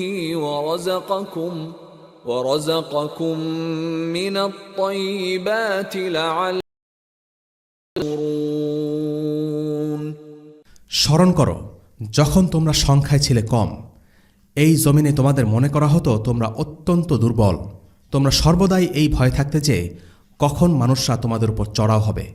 অতঃপর তিনি তোমাদেরকে আশ্রয় দিয়েছেন, নিজ সাহায্য দ্বারা তোমাদেরকে শক্তিশালী করেছেন এবং তোমাদেরকে পবিত্র রিজক দান করেছেন, যাতে তোমরা শুকরিয়া আদায় করো। সূরা আনফাল আয়াত ২৬। এই আয়াতে আল্লাহ তাআলা মুসলিমদেরকে তাদের পূর্বের অবস্থান মনে করিয়ে দিচ্ছেন যে তারা ছিল সংখ্যায় কম, নিপীড়িত এবং ভীতসন্ত্রস্ত, কিন্তু আল্লাহ তাদের আশ্রয় দিয়েছেন, সাহায্য করেছেন এবং সব কিছুর যোগান দিয়েছেন। বদরে অনেকগুলো অলৌকিক ঘটনা ঘটেছিল, যেমন সৈন্যের সংখ্যা কম দেখা, যুদ্ধের আগে বৃষ্টি হওয়া, যুদ্ধের আগের রাতে মুসলিমদের শান্তিপূর্ণ ঘুম, ফেরেশতাদের অবতরণ, উমাইয়া বিন খালাফ নিহত হওয়ার ব্যাপারে রাসূলুল্লাহ সাল্লাল্লাহু আলাইহি ওয়াসাল্লামের ভবিষ্যৎবাণী ফলে যাওয়া, উকাশা বিন মিহজানের তরবারি যুদ্ধে ভেঙে যায়, পরে রাসূলুল্লাহ সাল্লাল্লাহু আলাইহি ওয়াসাল্লাম একটি কাঠের গুঁড়িকে সত্যিকারের তরবারিতে পরিণত করেন, কাফির নেতৃবৃন্দের মৃত্যু। যুদ্ধের আগে রাসূলুল্লাহ সাল্লাল্লাহু আলাইহি ওয়াসাল্লাম বলে রেখেছিলেন, এই জায়গায় অমুক মারা যাবে, ওই জায়গায় তমুক মারা যাবে। তিনি যেসব জায়গায় যাদের মৃত্যু বলে দিয়েছিলেন, ঠিক সে জায়গায় তাদের মৃত্যু হয়। কাতাদা ইবনে নুমান যুদ্ধে আঘাতপ্রাপ্ত হন, তার একটি চোখ কোটর থেকে বের হয়ে ঝুলতে থাকে। সাহাবারা সেটা কেটে ফেলতে উদ্যত হয়েছিলেন, কিন্তু রাসূলুল্লাহ সাল্লাল্লাহু আলাইহি ওয়াসাল্লাম তাদের তা করতে মানা করলেন। নবীজি সেই ঝুলে থাকা চোখটি হাতে নিয়ে কোটরের ভিতরে আবার বসিয়ে হাত বুলিয়ে দিলেন। কাতাদা বলেন, ওই ঘটনার পর থেকে সেই চোখে আমি অন্য চোখ থেকেও ভালো দেখতে পেতাম। আল আব্বাসের অর্থ সম্পদ কোথায় আছে সে ব্যাপারে রাসূলুল্লাহ সাল্লাল্লাহু আলাইহি ওয়াসাল্লাম ওয়াহি মারফত জেনে যাওয়া এবং উমাইর বিন ওয়াহাবের গুপ্ত হত্যার পরিকল্পনা প্রকাশ হয়ে যাওয়া। বদরের যুদ্ধের এই ঘটনাগুলো ঘটেছিল আল্লাহর ইচ্ছায়, প্রতিটি ঘটনাই অলৌকিক। কোরআন ছাড়াও রাসূলুল্লাহ সাল্লাল্লাহু আলাইহি ওয়াসাল্লামের জীবনে অনেক মুজিজা ছিল, সেগুলো বেশিরভাগই ঘটেছিল জিহাদের সময়ে। আল্লাহ তাআলার বেশিরভাগ আউলিয়ার কারামত ঘটে জিহাদের সময়ে। বদরের দ্বিতীয় শিক্ষা হল আল-ওয়ালা ওয়াল বারা। এই শিক্ষাটি মুসলিমরা আজ ভুলতে বসেছে। আল-ওয়ালা ওয়াল বারা মানে কি? এর অর্থ হচ্ছে কারা মুসলিমদের আপন এবং কারা মুসলিমদের পর। একজন মুসলিমের ওয়ালা অর্থাৎ বিশ্বস্ততা হবে ঈমানদারদের প্রতি, আর যারা ঈমান আনেনি তারা মুসলিমদের কখনো আপন হতে পারে না। বদরের যুদ্ধে সৈনিকরা ঈমানকে নিজেদের পরিবার থেকে প্রাধান্য দিয়েছিলেন। নিজ পরিবারের কাফির সদস্যদের থেকে আল্লাহ ও তার রাসূল এবং মুমিন ভাইদেরকে বেশি আপন করে নিয়েছিলেন। তারা আল্লাহ ও রাসূলের প্রতি নিজেদের বিশ্বস্ততা প্রমাণ করেছিলেন এবং কুফরের সাথে সম্পর্ক ছেদ করেছিলেন। ওয়ালা এবং বারা কেমন হতে পারে তার একটি বাস্তব দৃষ্টান্ত স্থাপন করেছেন আস-সিদ্দিক আবু বকর রাদিয়াল্লাহু আনহু। বদর যুদ্ধে আবু বকর ছিলেন মুসলিমদের পক্ষে, অন্যদিকে তার ছেলে আব্দুর রহমান ছিলেন কুফফারদের পক্ষে। এই ঘটনার কিছুদিন পরের কথা। আব্দুর রহমান তার বাবাকে বললেন, বাবা, আমি আপনাকে বদরের দিন ময়দানে দেখেছিলাম, কিন্তু আমি আপনাকে এড়িয়ে গেছি, কারণ আমি আপনাকে আক্রমণ করতে চাইনি। আবু বকর বললেন, সেদিন আমি তোমাকে দেখিনি, যদি দেখতাম আমি তোমার পিছু নিতাম এবং তোমাকে হত্যা করতাম। আবু বকর রাদিয়াল্লাহু আনহু নিজ ছেলের সাথে যুদ্ধ করতে দ্বিধাবোধ করেননি, কিন্তু ঈমানের মূল্য রক্তের সম্পর্ক থেকেও দামি, তাই তিনি নিজের ছেলেকে আল্লাহর জন্য হত্যা করতে চেয়েছিলেন। ওয়ালা এবং বারার আরও একটি চমৎকার উদাহরণ শিখি মুসআব ইবনে উমাইর রাদিয়াল্লাহু আনহুর কাছ থেকে। তার ভাই বদর যুদ্ধে মুশরিকদের পক্ষে যুদ্ধ করেছিল এবং যুদ্ধবন্দী হয়েছিল। যখন তাকে বেঁধে রাখা হয় তখন মুসআব বললেন, তার হাত ভালো করে বাঁধো, দড়ির বাঁধন শক্ত করো, তার মা বেশ ধনী, তিনি তার ছেলের মুক্তির জন্য মুক্তিপণ দেবেন। বন্দী ভাই আবু আজিজের পাশ দিয়ে হেঁটে যাওয়ার সময় মুসআব আনসারদেরকে এই কথাগুলো বললেন। আবু আজিজ অবাক হয়ে গেল এই ভেবে যে কিভাবে একজন মানুষ তার ভাইকে শক্ত করে বাঁধা আর মুক্তিপণ চাওয়ার কথা বলতে পারে। আবু আজিজ বলল, ভাই, তুমি আমার সাথে এমন আচরণ করলে? মুসআব বললেন, ভাই হিসেবে সে তোমার থেকে আমার কাছে বেশি আপন। তিনি ইঙ্গিত করলেন সেই আনসারদের দিকে যে আবু আজিজকে ধরে রেখেছে। এরাই হলো আমার সত্যিকারের ভাই, তুমি নও। ইসলামের কারণে আজকে এরা আমার ভাই। যদিও তুমি আমার রক্তের ভাই, কিন্তু তোমার কুফরই আমাদের মাঝে ব্যবধান সৃষ্টি করেছে। এই ঘটনা আমাদেরকে পরিষ্কারভাবে দেখিয়ে দেয় ঈমানের মূল্য রক্ত সম্পর্ক থেকে অনেক দামি। মুসআব তার ভাইকে উদ্দেশ্য করে ওভাবে রূঢ়ভাবে কথা না বললেও পারতেন, তবুও তিনি বলেছেন, ইচ্ছে করেই বলেছেন। ভাইয়ের সাথে শত্রুতা প্রকাশ করেছেন কারণ তার ভাই ছিলেন একজন কাফের। মক্কায় কুরাইশদের মধ্যে কিছু তরুণ ছিল ইসলামের প্রতি আগ্রহী হয়ে ইসলাম গ্রহণ করেছিল। এদের মধ্যে আবার কেউ কেউ কুরাইশদের বিখ্যাত পরিবারের সন্তান। আল্লাহ তাআলা তাদের প্রকৃত উদ্দেশ্য সম্পর্কে ভালো জানতেন। সাধারণত তরুণরা একটু অন্যরকম হতে পছন্দ করে। প্রায় তারা প্রচলিত প্রথা বা ট্রেন্ডের বিরুদ্ধে যেতে চায়। এটাকে অনেকে স্মার্টনেস মনে করে। কুরাইশদের মাঝেও এমন কিছু ছেলেপেলে ছিল যারা ইসলাম গ্রহণ করেছিল ঝোঁকের বশে, সম্ভবত ট্রেন্ডের বিপরীতে গিয়ে নিজেকে আলাদা কিছু দেখানোর মনোভাব থেকে তারা মুসলিম হয়। এদের মধ্যে ছিল আলী বিন উমাইয়া বিন খালাফ, আবুল কায়েস বিন আল ওয়ালিদ বিন মুগীরা, আবু কায়েস বিন ফকিহ, আল হারিস বিন জামা এবং আল আউস বিন মুনাব্বিহ। এরা সকলেই ছিল ধনী কুরাইশ পরিবারের সন্তান। তারা মুসলিম হয়েছিল, কিন্তু ইসলামের জন্য কোনো প্রকার ত্যাগ ও কষ্ট স্বীকার করতে রাজি ছিল না, কারণ তারা সত্যিকার অর্থে ঈমান এনে মুসলিম হয়নি। তাই তারা মক্কায় রয়ে যায়, মদিনায় হিজরত করেনি।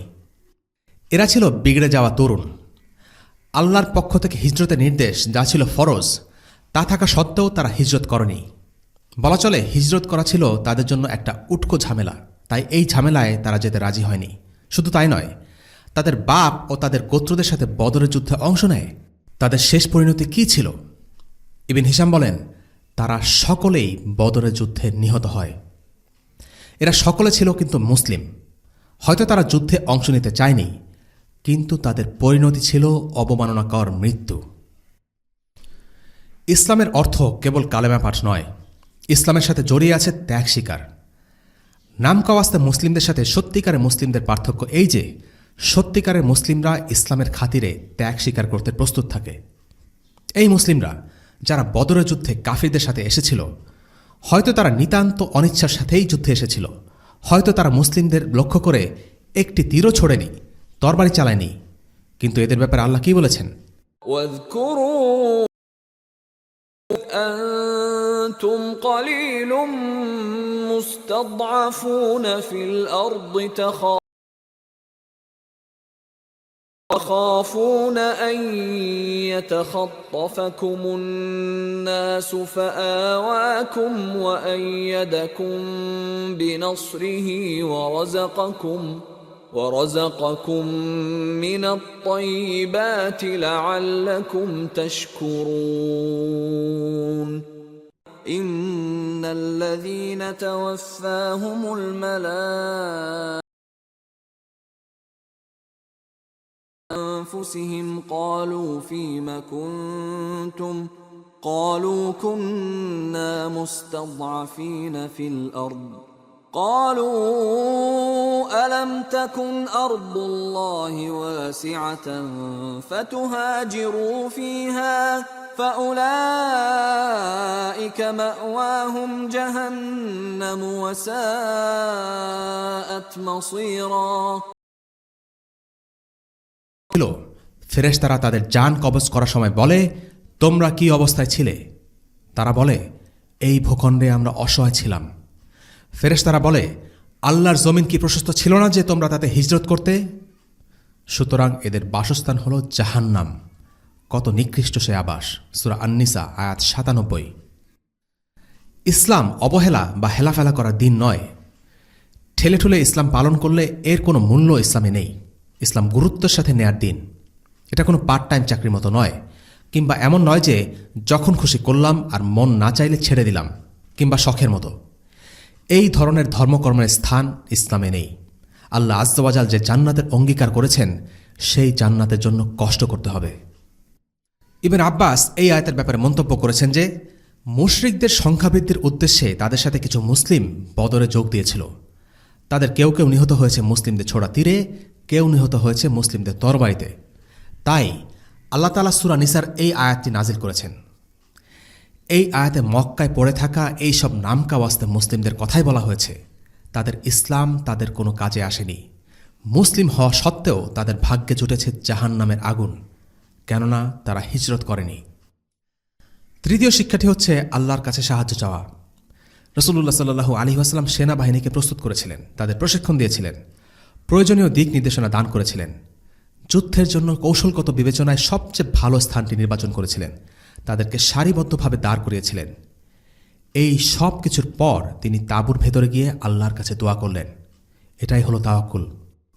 তাওয়াক্কুলের অর্থ হলো দুনিয়াবী সকল উপায়ে সর্বাত্মক প্রস্তুতি নেওয়া এবং আল্লাহ আজ্জা ওয়াজালের ওপর ভরসা করা। রাসূলুল্লাহ সাল্লাল্লাহু আলাইহি ওয়াসাল্লাম তার সাধ্যমতো সব ধরনের প্রস্তুতি নিয়েছিলেন। এরপর তিনি আল্লাহ আজ্জা ওয়াজালের কাছে দোয়া করা আরম্ভ করেছিলেন।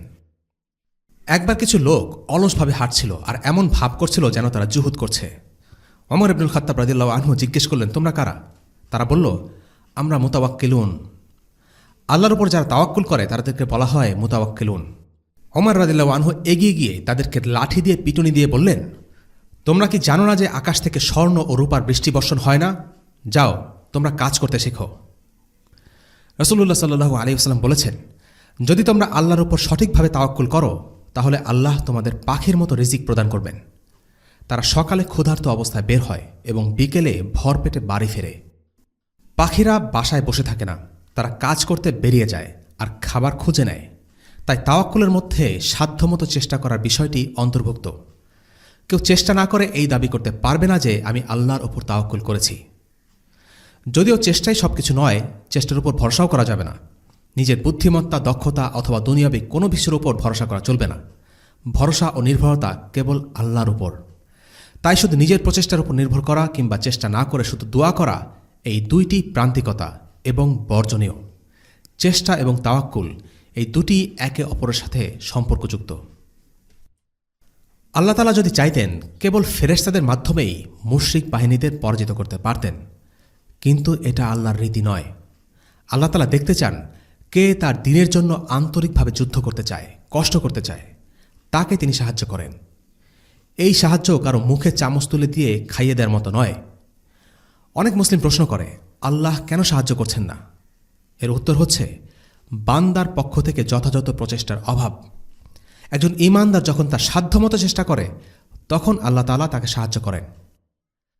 মারিয়াম আলাইহিস সালাম যখন মাত্র শিশু সন্তান প্রসব করেছেন তখন আল্লাহ তাকে বলেছিলেন যে তিনি যাতে খেজুরের গাছের কাণ্ড ধরে নাড়া দেন।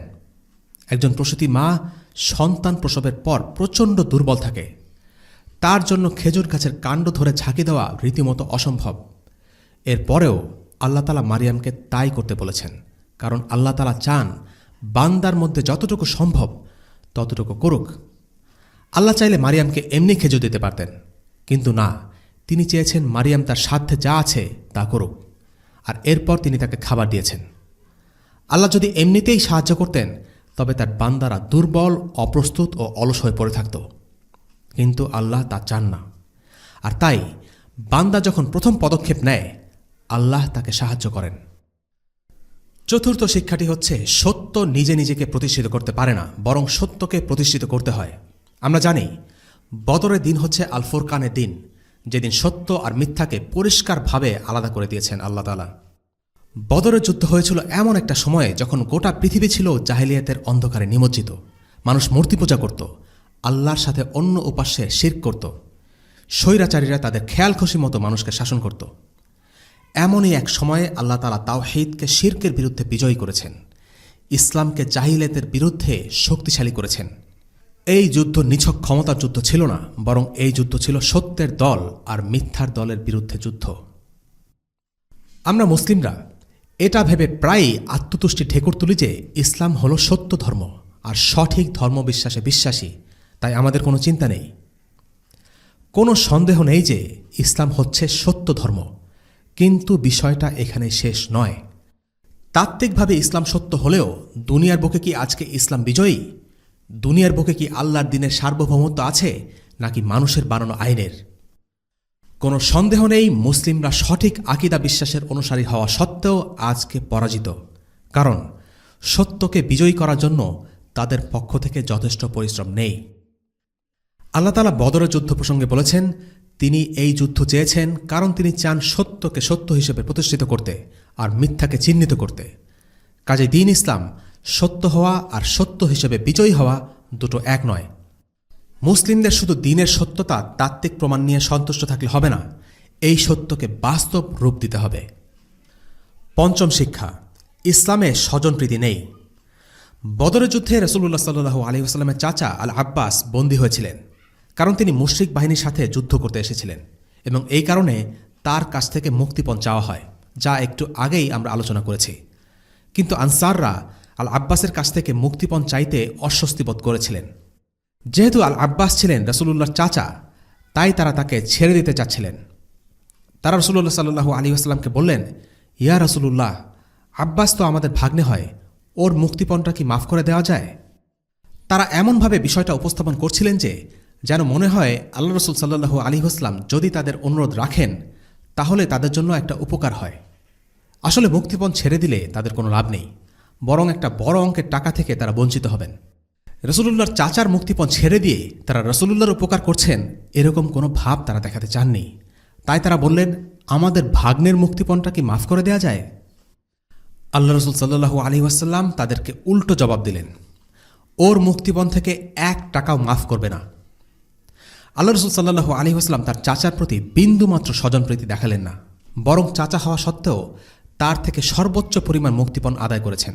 শুধু তাই নয়, আব্বাসকে তার নিজের, তার 2 ভাতিজা আর আব্দুল মুত্তালিবের আরেক সদস্যের জন্য মুক্তিপণ আদায় করতে হয়েছিল। আল আব্বাস পরবর্তীতে মুসলিম হন। বদরের পর তিনি মক্কায় ফিরে গিয়ে রাসূলুল্লাহ সাল্লাল্লাহু আলাইহি ওয়াসাল্লামের গুপ্তচর হিসেবে কাজ করতে থাকেন। তিনি তার ইসলাম গ্রহণের কথা কাউকে জানাননি। মক্কায় বসে তিনি কুরাইশদের গুরুত্বপূর্ণ খবরাখবর রাসূলুল্লাহ সাল্লাল্লাহু আলাইহি ওয়াসাল্লামের কাছে পাঠাতেন। মক্কা বিজয়ের মাত্র কয়েক ঘণ্টা আগে তিনি প্রকাশ্যে মুসলিম হবার ঘোষণা দিয়েছিলেন। আমাদের আজকের পর্ব এখানেই শেষ, আর এই পর্বের মাধ্যমে আমরা বদর যুদ্ধের আলোচনা শেষ করছি। আমরা এই পর্যন্ত যা যা আলোচনা করেছি তার সবই একজন মুমিনের মনে আনন্দের জন্ম দেয়। এই দিন কাফিররা পরাজিত হয়েছিল, তাদের নেতারা নিহত হয়েছিল, আর মুসলিমরা সত্য সহকারে পরিষ্কারভাবে বিজয়ী হয়েছিল। কিন্তু একটি ঘটনা আছে যা ছিল দুঃখের, আর তা হল আল্লাহ রাসূল সাল্লাল্লাহু আলাইহি ওয়াসাল্লামের মেয়ে রুকাইয়ার মৃত্যু। মুসলিমরা যখন বদরের উদ্দেশ্যে রওনা হয় তখন তিনি ছিলেন প্রচণ্ড অসুস্থ। এতটাই অসুস্থ ছিলেন যে তার স্বামী উসমান ইবনে আফফান রাদিয়াল্লাহু আনহুকে নবীজি মদিনায় থেকে যেতে বলেন, যাতে তার দেখাশোনা করতে পারেন। কিন্তু বদরের বিজয় সংবাদ যখন এলো ততক্ষণে রুকাইয়া আর নেই, তিনি কবরে, আর উসমান তখন তার কবরে মাটি দিচ্ছেন। বদরের বিজয় সকল মুসলিমদের জন্য একটি আনন্দের ঘটনা, এবং আল্লাহ রাসূল সাল্লাল্লাহু আলাইহি ওয়াসাল্লামের জন্য এই বিজয় ছিল সবচাইতে বেশি আনন্দের। কিন্তু ঠিক সেই দিনই তার কন্যা রুকাইয়াকে আল্লাহ তাআলা নিজের কাছে তুলে নিয়েছেন। দুনিয়ার বাস্তবতাটা এমনই, এখানে কোনো সুখ আর আনন্দই পরিপূর্ণ নয়। আজকের পর্ব আমরা এখানে শেষ করছি। পরবর্তী পর্বে আমরা একটি নতুন অধ্যায় নিয়ে শুরু করব ইনশাআল্লাহ। ওয়াসাল্লাল্লাহু আলা সাইয়্যিদিনা মুহাম্মদ ওয়া আলা আলিহি ওয়া আসহাবিহি ওয়া সাল্লাম। আলহামদুলিল্লাহি রাব্বিল আলামিন। আসসালামু আলাইকুম ওয়া রাহমাতুল্লাহি ওয়া বারাকাতুহু। রেইনড্রপস মিডিয়ার অন্যান্য প্রজেক্ট সম্পর্কে জানতে ভিজিট করুন www.raindropsmedia.org অথবা ফেসবুক পেজ www.facebookmedia অথবা ইউটিউব চ্যানেল www.youtube.com/raindropsmediaorg2015